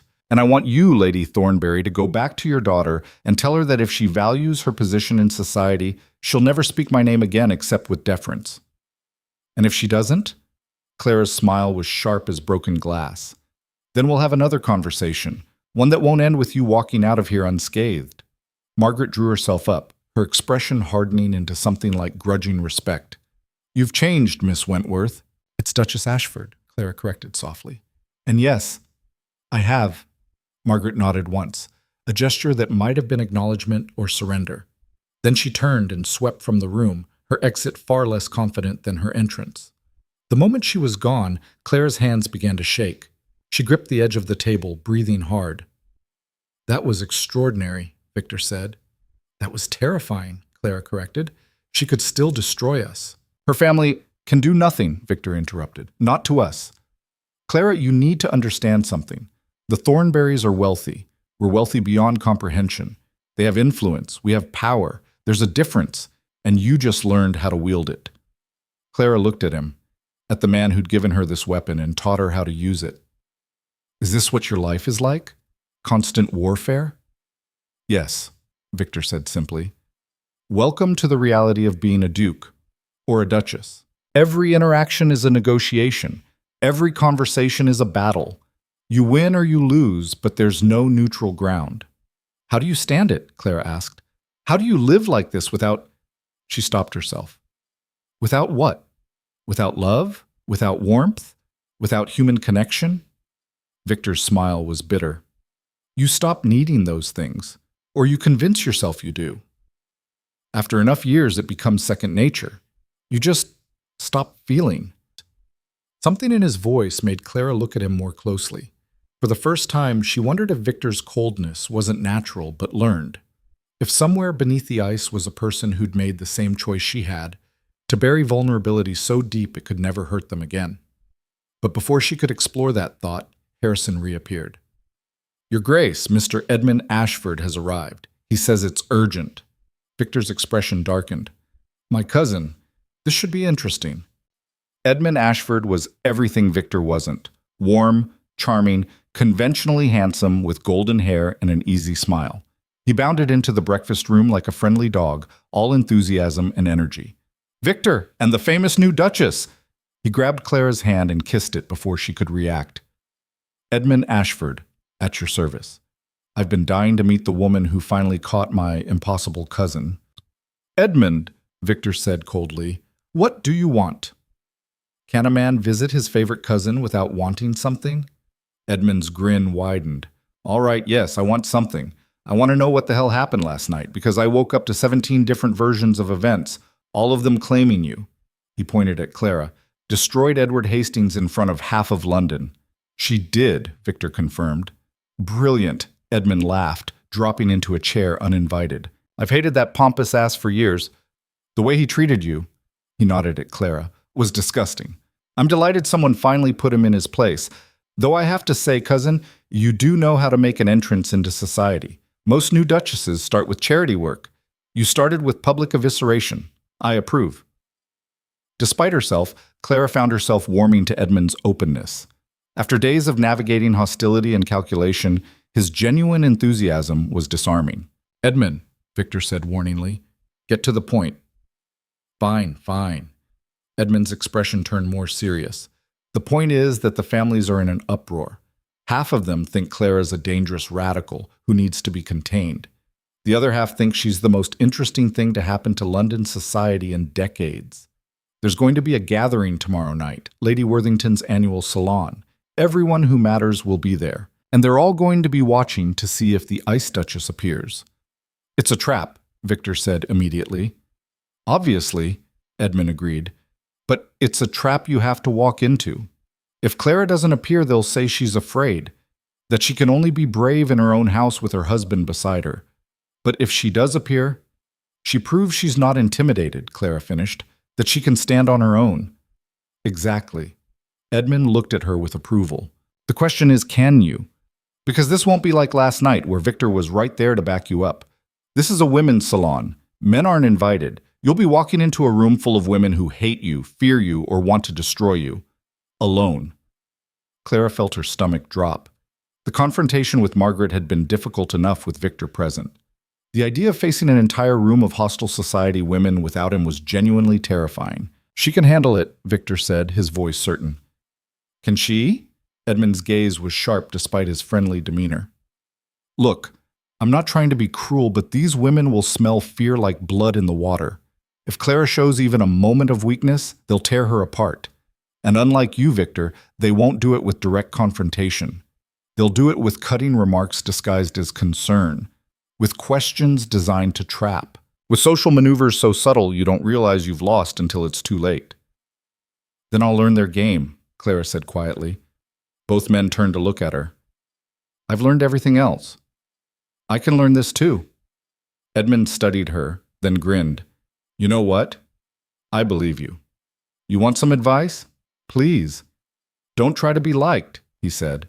That's what they'll expect, for you to come in apologetic, trying to win them over. Instead, be exactly what they're afraid of. Be cold. Be powerful. Be utterly indifferent to their approval. They're used to women who need their acceptance.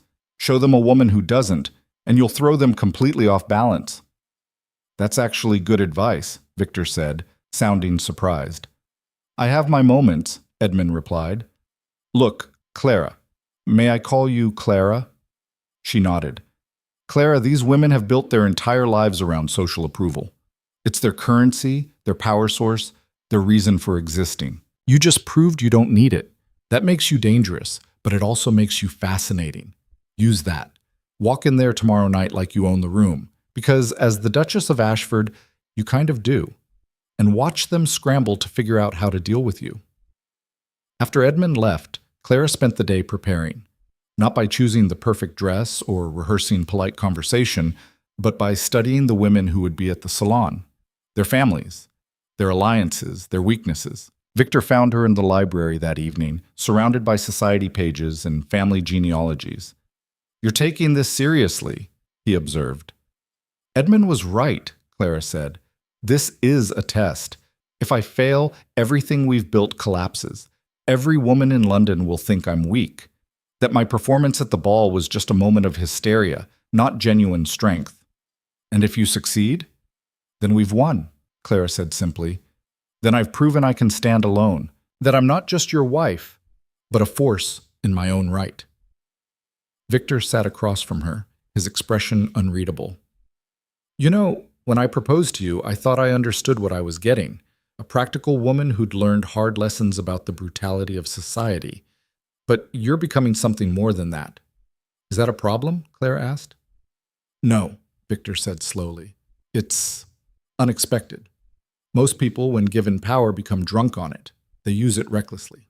But you're using it strategically, like someone who understands exactly how rare and fragile it is. Because I know what it's like to have none, Clara said. I know what it's like to be powerless. I won't go back to that, ever. Something shifted in Victor's expression. A crack in the ice, maybe, or a flicker of recognition. Neither will I, he said quietly. The moment hung between them, heavy with meaning neither quite understood. Then Victor stood, the moment broken. Get some sleep. Tomorrow is going to be brutal. The next evening, Clara stood in front of her mirror, dressed in emerald silk that made her look like power incarnate. The Ashford sapphire blazed on her finger. Her maid had styled her hair in a severe arrangement that emphasized her sharp features. She looked like exactly what Edmund had suggested, a woman who didn't need anyone's approval. The carriage ride to Lady Worthington's mansion was silent. Victor had offered to escort her to the door, but Clara had refused. This was something she needed to do alone. The mansion was ablaze with lights. Carriages lined up outside. Clara could see women in expensive gowns streaming through the entrance, could hear the murmur of conversation and laughter. She took a breath, stepped out of the carriage, walked toward the door. The murmur died the moment she appeared.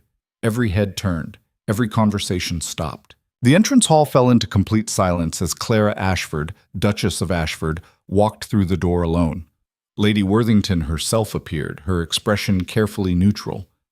Duchess Ashford, how unexpected. I wasn't certain you'd attend. Why wouldn't I? Clara asked, her voice carrying through the sudden quiet. I was invited, wasn't I? Of course. Of course. Lady Worthington's smile was strained. Please do come in. Everyone is in the main salon. Clara followed her through the entrance hall and into a room packed with women. Every important lady in London society was there, and all of them were staring at her with expressions ranging from curiosity to outright hostility. This was the trap. This was the moment where she would either prove herself or be destroyed. Clara walked into the center of the room and smiled. Good evening, ladies, she said. I hope I'm not interrupting. The silence stretched. Then Penelope Worthington, the hostess's daughter-in-law, stepped forward, her expression icy. Not at all, Duchess, Penelope said. We were just discussing your performance at the Ashford ball. It was quite the spectacle. Was it? Clara asked mildly. I thought it was simply a conversation. A conversation where you reduced Catherine Hastings to tears, another woman said, Lady Pemberton, one of Catherine's close friends. Where you publicly humiliated one of the most respected couples in London. Respected? Clara let the word hang in the air. Is that what we're calling marriages of convenience now? Respect? The room rippled with shock. You have no right to judge Catherine's marriage, Penelope said, her voice rising. You, who married a man who openly admits he can't love you. At least Catherine and Edward chose each other. Did they? Clara asked. Or did Edward choose Catherine's dowry and Catherine choose Edward's prospects? Because from where I stand, that looks remarkably similar to my own arrangement. The only difference is that I'm honest about it. Honesty doesn't excuse cruelty, Lady Pemberton said. Neither does hypocrisy, Clara replied. You all sit here in your beautiful dresses, in your carefully arranged marriages, pretending that love is what holds society together. But we all know the truth. Marriage is a transaction. Women are commodities to be traded for advantage. The only difference between me and Catherine Hastings is that I'm not pretending otherwise. So you admit you married for money, another woman said. Lady Harrison, a notorious gossip. I married for security, Clara corrected, for protection, for the power to never be vulnerable again. And yes, for money. Because money is the only thing in this world that actually protects women. Not love, not virtue. Not good behavior, just cold, hard wealth and the power it brings. The room was silent now, every woman staring at her with a mixture of horror and fascination. You're very cynical, Penelope said. I'm very realistic, Claire replied. Tell me, Lady Worthington, you married Mr. Worthington for love, yes? Penelope's expression flickered. Of course. And he was your first choice? Not Lord Barrington, who courted you the season before? Not the Earl of Sheffield, who everyone said you were pursuing. Penelope's face went pale. That's ancient history? Is it? Clara asked. Or is it just the reality you don't want to acknowledge? That you, like me, like Catherine, like every woman in this room, married the best option available to you at the time. The difference is that I'm not ashamed to admit it. This is outrageous, Lady Pemberton sputtered. You can't just... I can, Clara interrupted, because I'm the Duchess of Ashford, because my husband controls more wealth than most of your families combined, because I have nothing to lose by telling the truth and everything to gain by forcing you all to acknowledge it. She turned slowly, making eye contact with women around the room. You all want to judge me for being calculating, for marrying without love, for accepting a practical arrangement instead of holding out for romance. But how many of you can honestly say you married for love alone? How many of you didn't consider wealth, title, connections, security? How many of you would have married your husband if he was a penniless nobody? The silence was deafening. "That's what I thought," Clara said softly. "So judge me if you want. Mock me for being honest about what you all did while pretending it was something else. But don't expect me to apologize for surviving in a world designed to destroy women who don't have the protection of wealth and power." Then Lady Worthington did something unexpected. She laughed. It was a short, sharp sound, but it broke the tension like a hammer through glass. "She's right, you know," Lady Worthington said, moving to stand beside Clara. "Every word of it. We all married for advantage. We all made calculations. We just dress it up in prettier language." Penelope stared at her mother-in-law in shock. "Mother, oh, don't look at me like that," Lady Worthington said. "I married Lord Worthington because he was wealthy and titled, and my family needed the alliance. I grew to care for him over time, yes, but love wasn't why I said yes. Security was." Another woman spoke up, Lady Hertford, one of the oldest and most respected women in the room. "I married my husband because my father commanded it. I was 17 and had no choice. I've spent 40 years making the best of an arrangement I never wanted. At least Duchess Ashford had the courage to choose her own cage." One by one, other women began to speak, admitting their own calculations, their own compromises, the choices they'd made out of necessity rather than desire. Clara watched in amazement as the room transformed from hostile tribunal to something else entirely. Not warm, exactly. Not accepting, but honest, real. "This is the most interesting salon we've had in years," Lady Worthington declared. "Duchess Ashford, you've managed to do in 10 minutes what I couldn't accomplish in 10 years. Get these women to tell the truth." Clara looked around the room at faces that were no longer uniformly hostile. Some women still looked angry, some looked resentful, but others looked thoughtful, contemplative, even respectful. Penelope, however, looked furious. "This is ridiculous. We're not supposed to admit these things. We're supposed to maintain the fiction, the romance, the lie," Clara finished. "Why? What does the lie protect except the men who benefit from our silence?" "It protects society," Penelope said desperately. "It protects the order of things." "It protects nothing," Clara said. "It just makes us complicit in our own subjugation. But if you want to keep pretending, Lady Worthington, I won't stop you. I'll just continue being honest and let you explain why that's somehow more threatening than the lie." Penelope opened her mouth, then closed it again. She had no answer. Lady Worthington clapped her hands once. "Well, this has been illuminating. Shall we move to the dining room? I think we could all use some wine after that." As the women began to move, several approached Clara, not all friendly, but all curious. "That took courage," Lady Hertford said quietly. "More than I had at your age." "Or at any age," added another woman. "I'm Lady Morrison. I'd very much like to continue this conversation." By the time Clara left the salon 3 hours later, she had a dozen new, not friends exactly, but allies. Women who respected her honesty, even if they didn't entirely approve of her methods. Victor was waiting when she returned home, still awake in his study. "How did it go?" he asked. Clara poured herself a brandy, something she'd never done before tonight, and drank half of it in one swallow. "I told an entire room of society women that marriage is a transaction and love is a fairy tale," she said. "And half of them agreed with me." Victor's eyebrows rose. "Half? Give or take." Clara sank into a chair, suddenly exhausted. "Victor, I think something just changed.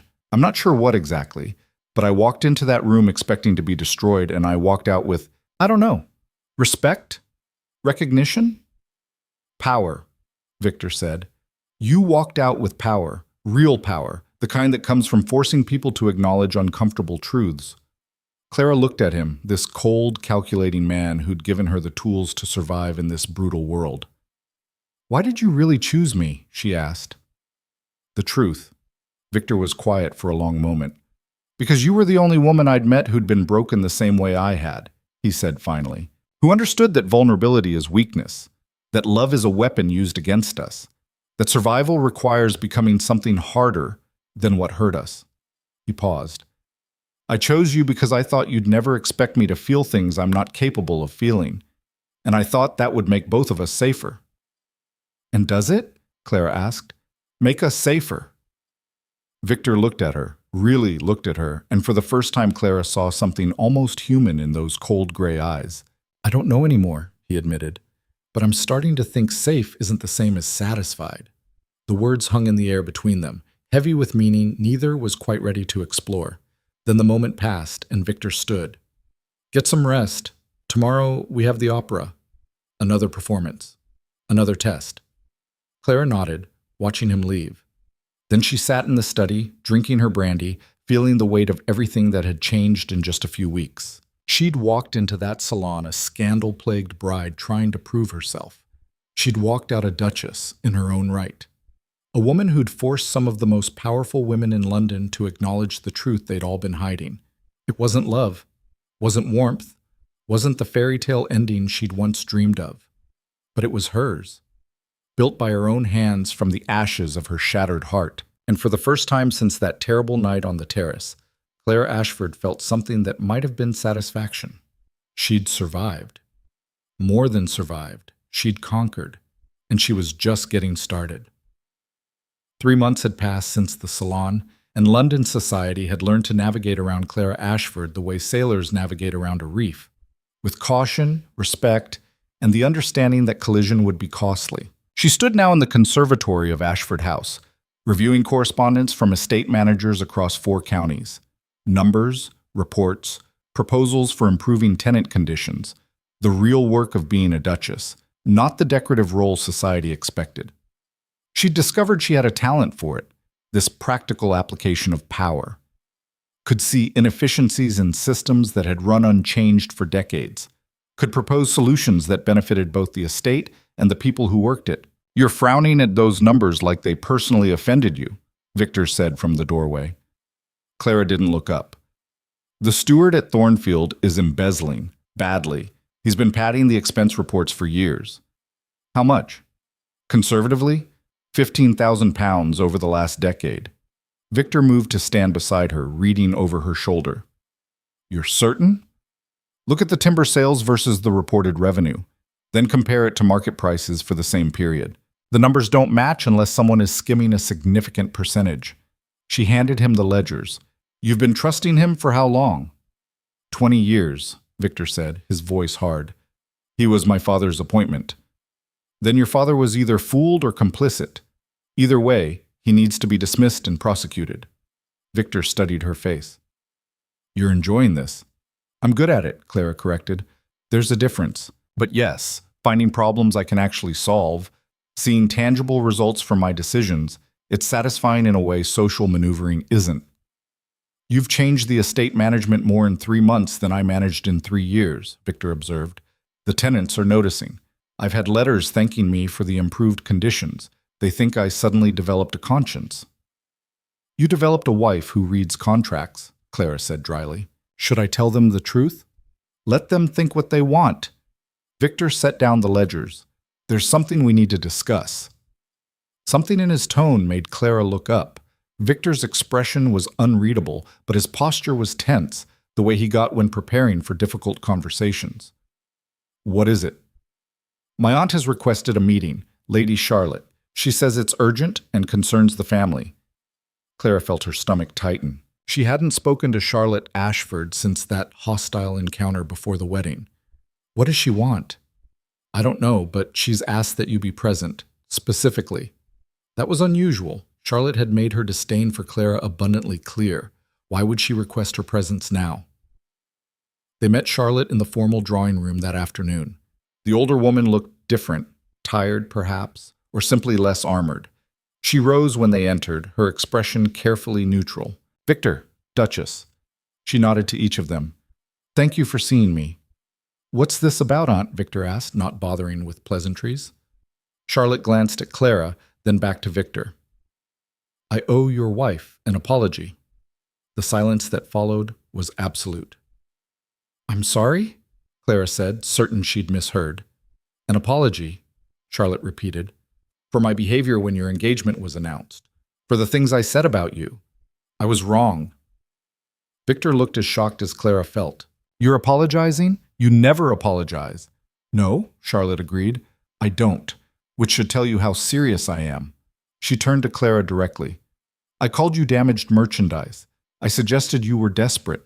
I implied you weren't worthy of the Ashford name. I said cruel things designed to hurt you, and I'm sorry for all of it." Clara studied the older woman, searching for deception or manipulation. Found none, just genuine regret. "What changed?"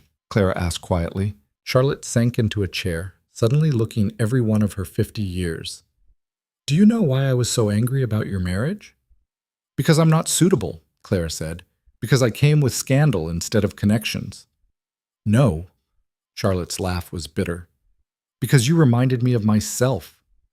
30 years ago, I was you, a young woman who loved the wrong man, who believed his promises, who was publicly humiliated when he chose someone wealthier, better connected, more suitable. I survived it the same way you did, by hardening myself, by marrying for advantage instead of affection, by becoming someone who valued power over sentiment."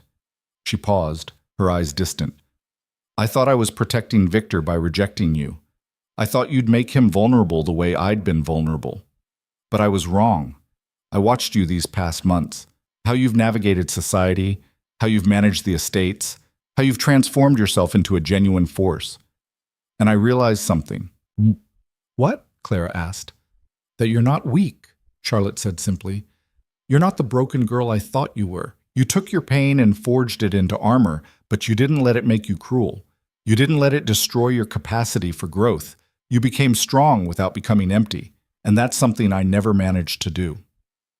The admission hung in the air, raw and honest. Victor was staring at his aunt like he'd never seen her before. "You never told me you'd been hurt like that." I never told anyone," Charlotte said. "I buried it, pretended it never happened, built my entire life around never being vulnerable again. And I was successful, powerful, respected, feared, but also completely alone. I have money and title and influence, but no real connections. No one who actually knows me." She looked at Clara. "When I saw you at the salon 3 months ago, when I heard what you'd done, forcing those women to acknowledge the truth about their own marriages, I realized you'd found a way forward that I never did." "What way?" Clara asked. "Honesty," Charlotte said. "You didn't pretend your marriage was something it wasn't. You didn't hide behind romantic fiction, but you also didn't close yourself off completely. You engaged with the world truthfully, and somehow that made you stronger than all my careful deceptions ever made me." She stood, moving closer to Clara. "I came here to apologize, yes, but also to tell you something important. You were right about everything. Marriage is a transaction. Love is rare and unreliable. Power is the only real protection, but that doesn't mean you have to become as cold as I did. You can acknowledge the brutality of the world without letting it freeze your heart completely." Clara felt something shift in her chest, not quite forgiveness, but understanding.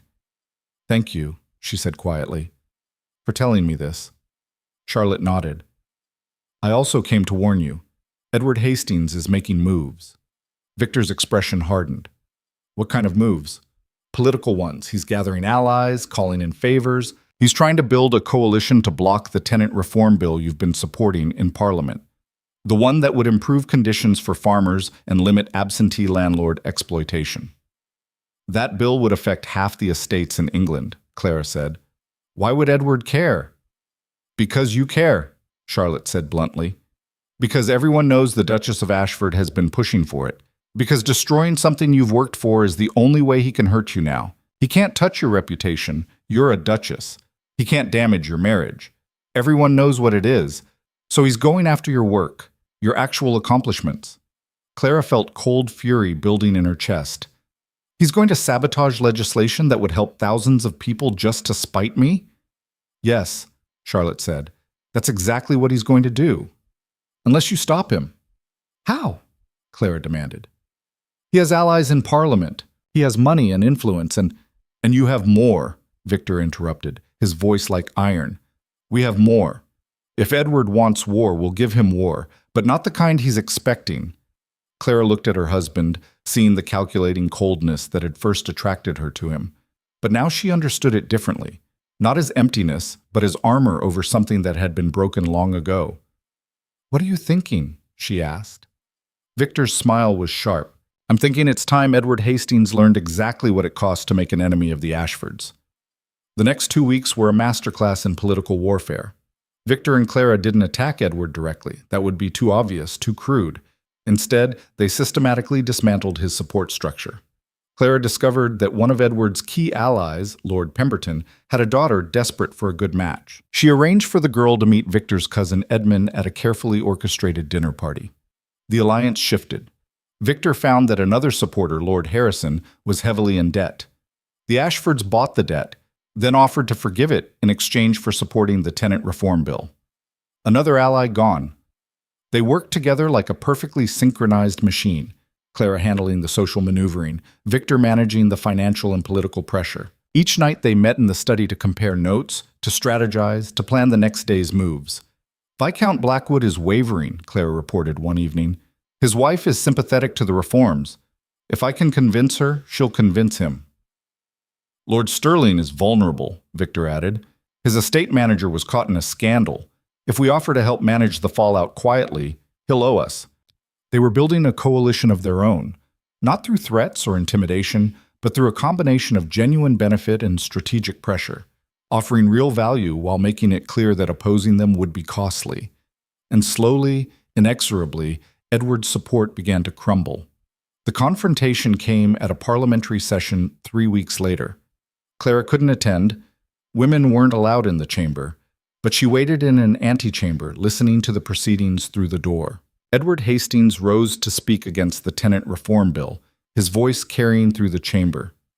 My lords, this bill represents dangerous overreach. It would interfere with the natural order of property rights, would impose unreasonable burdens on estate owners, would improve the lives of thousands of tenant farmers. Victor's voice cut through the chamber like a blade. Would prevent exploitation. Would create sustainable agricultural practices that benefit both landowners and workers. Lord Hastings speaks of burden, but the real burden is on the people working land they can never own, under conditions they cannot control, with no recourse against abuse. The Duke of Ashford is being naive, Edward shot back. These reforms sound noble, but they're impractical. They would cost landowners. I am a landowner, Victor interrupted. One of the largest in England. And I've already implemented these reforms on my own estates. Tenant satisfaction is up. Productivity is up. Long-term sustainability is up. The only thing that's down is my ability to exploit desperate people for short-term profit. If that's the cost Lord Hastings is concerned about, perhaps he should examine his own practices more closely. The chamber murmured. This was unusual. Dukes didn't normally engage in direct confrontation like this. Edward's voice rose. The Duke speaks from a position of immense wealth. Not all of us can afford such charitable inclinations. Charitable? Victor's laugh was cold. Lord Hastings, I'm not proposing charity. I'm proposing sound business practice. Healthy, stable tenants are more productive. Fair treatment reduces turnover and conflict. These reforms aren't about kindness. They're about intelligent estate management. Something you might understand if you spent more time actually managing your properties, instead of collecting rents from London while your stewards exploit your tenants. The dig was pointed. Everyone knew Edward rarely visited his estates, preferring to live off the income while contributing nothing to their management. I don't need lectures on estate management from someone whose wife, Victor said, his voice dropping to something dangerous, has transformed the management of 4 major estates in 3 months, whose wife has increased productivity while improving worker conditions, whose wife has proven herself more capable than half the lords in this chamber. Is that what you were going to say, Lord Hastings? Silence. Edward had walked into a trap. Because if you were going to suggest that my wife is somehow unqualified to have opinions on estate management, Victor continued, I would point out that she's done more actual work in 3 months than you've done in 3 years. And if you want to question her competence, I suggest you come prepared with actual evidence. Otherwise, you're just embarrassing yourself. Through the door, Clara heard the rustle of agreement. Victor was winning. Edward tried to recover. My lords, this is inappropriate. We're not here to discuss the Duchess of Ashford's hobbies. They're not hobbies, another voice interrupted. Lord Sterling, one of their converted allies. I've seen the Ashford estate reports. The improvements are real and significant. If the Duke and Duchess can achieve these results while implementing the reforms this bill proposes, then the reforms are clearly viable.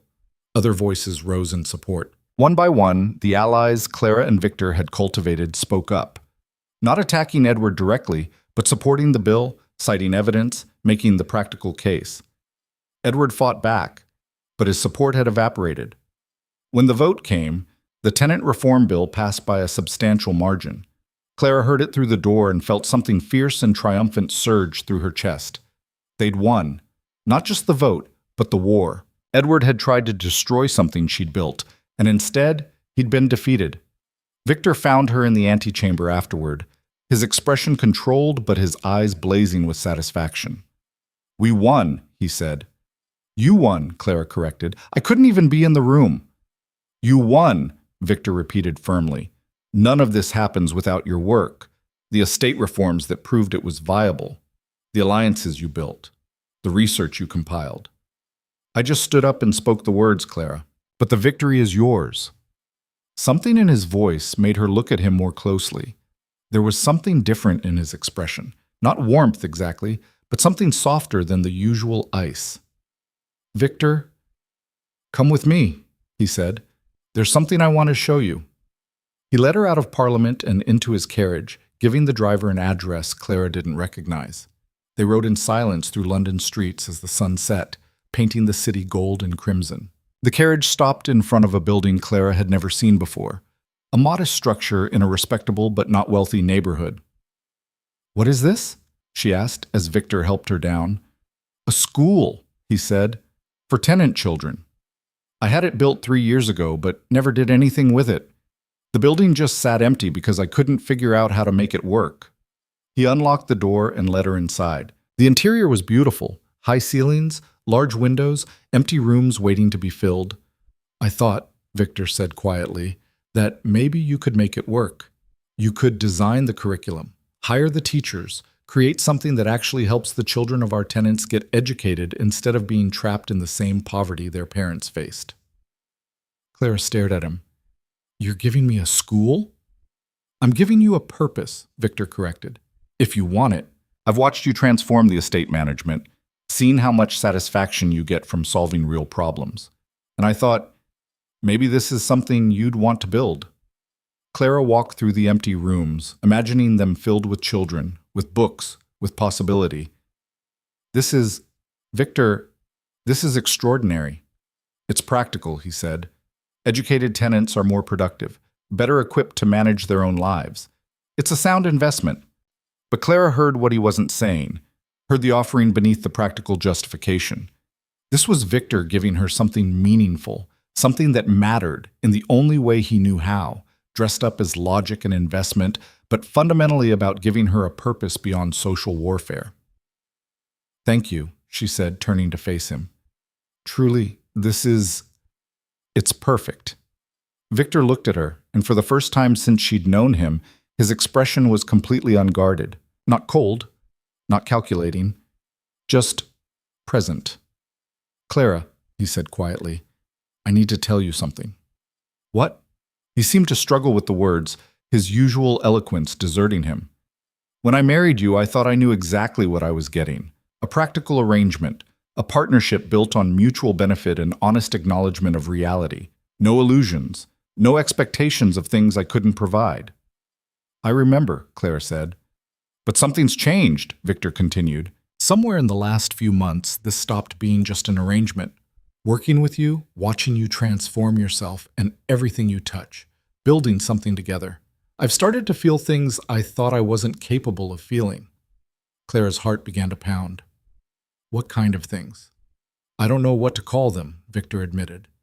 "I've spent so long convincing myself I couldn't feel affection, couldn't form attachments, couldn't care. That it was safer that way. That emotional distance was the only way to survive in this brutal world. But then you walked into my life and started demolishing every wall I'd built. And I don't know how to process what's happening." He moved closer to her, his gray eyes intense. "I still don't know if what I feel is love. I don't know if I'm even capable of that. But I know that when you're not around, I notice your absence. I know that your victories feel like my victories. I know that the idea of you being hurt makes me want to destroy whoever caused it. I know that somewhere along the way you stopped being a convenient arrangement and became essential." Clara felt tears burning behind her eyes. Victor, I'm not asking you to love me, he said quickly. I know that wasn't part of our agreement. I know you buried that capacity the same way I did. But I needed you to know that this partnership, this marriage, it means something to me. You mean something to me, even if I don't have the right words for what that something is. Clara looked at this man who'd given her power when she had none, who'd protected her when she was vulnerable, who'd stood beside her through every battle. This man who'd been as broken as she was, who'd chosen survival over sentiment, who'd built walls so high he'd forgotten what it felt like to be human. And she realized that somewhere in the process of building a practical partnership, they'd built something else entirely. Not the fairy tale she'd once dreamed of, not the passionate romance that had destroyed her before, but something real and solid and true, a bond forged in honesty, tempered by shared struggle, strengthened by mutual respect. I don't know if I can love you, she said honestly. I don't know if I'm capable of it anymore. Edward took that part of me and crushed it so thoroughly, I'm not sure it can be rebuilt. Victor nodded, accepting this. But, Clara continued, I know that when I look at you, I don't feel afraid. I don't feel vulnerable. I feel safe, powerful. Like I have a partner who sees me as I actually am, not as some idealized version. You don't ask me to be softer or sweeter or more palatable. You don't need me to perform femininity or helplessness. You just need me to be competent and honest. And that's more valuable than any declaration of love could ever be. She moved closer to him, close enough to see the emotion he was trying so hard to control. So maybe this isn't love, she said. Maybe it's something better, something more sustainable, a bond built not on illusion and passion, but on truth and partnership and shared purpose. Is that enough for you? Victor was quiet for a long moment. Then he reached out and took her hand, not the formal gesture of their first agreement, but something gentler, more vulnerable. It's more than I ever thought I'd have, he said, more than I thought I deserved. Then we'll build it together, Clara said. This strange, honest thing that doesn't fit any of society's definitions but works for us. We'll keep building it until it's strong enough to outlast everything that tried to break us. Victor pulled her closer, and for the first time since their wedding, he kissed her. Not the obligatory kiss at the altar, but something real, tender and fierce, and full of all the things neither of them knew how to say. When they finally pulled apart, Clara was crying. Not from sadness or pain, but from the sheer overwhelming relief of finding something solid in a world that had tried so hard to destroy her. I thought I'd never feel safe again, she whispered. I thought I'd spend my whole life armored and alone. You're not alone, Victor said. You have me, for whatever that's worth. It's worth everything, Clara said. Everything that matters. The years that followed were not easy. Society never fully forgave Clara for her brutal honesty, never quite accepted the unconventional partnership she'd built with Victor, but they learned to respect it. Learned that the Duke and Duchess of Ashford were a force to be reckoned with, separately powerful, together unstoppable. The school Clara built educated hundreds of children, creating opportunities that had never existed before. The estate reforms she championed spread across England, improving conditions for thousands of tenant families. The political coalition she and Victor constructed became one of the most powerful forces in Parliament. And Edward Hastings? He faded into irrelevance, his influence waning as his arrogance caught up with him. Clara saw him occasionally at social events, always with Catherine at his side, both of them looking increasingly tired, increasingly trapped in the hollow marriage they'd chosen. Clara felt nothing when she saw them. No triumph, no vindication, no lingering pain. Just the distant recognition of people who'd once mattered to her story but no longer shaped its direction. 5 years after their wedding, Clara stood in the nursery of Ashford House, looking down at the daughter she'd never planned to have. Isabella Ashford, 3 months old, sleeping peacefully in her cradle. Victor came to stand beside her, his hand finding hers automatically, a gesture that had become so natural neither of them thought about it anymore. She looks like you, he said quietly. She has your eyes, Clara replied, and your stubborn refusal to sleep when any rational person would. Victor smiled, a real smile, the kind that had taken years to emerge but now came more easily. Our daughter, the revolutionary infant. She comes by it honestly, Clara said. They stood there in comfortable silence, watching their daughter sleep, thinking about the strange journey that had brought them here. From that terrible night on a terrace to this moment of quiet contentment. From two broken people building armor to two partners building a life. "Do you ever regret it?" Clara asked. "The coldness of how we started?" Victor considered the question seriously. "No," he said finally. "Because the coldness was necessary. We needed to be honest about what we couldn't offer before we could discover what we could. If we'd started with romantic illusions, we'd have destroyed each other. This way, we built something real. Something unbreakable," Clara agreed. "Not unbreakable," Victor corrected. "Just strong enough to bend without breaking, flexible enough to grow, honest enough to last."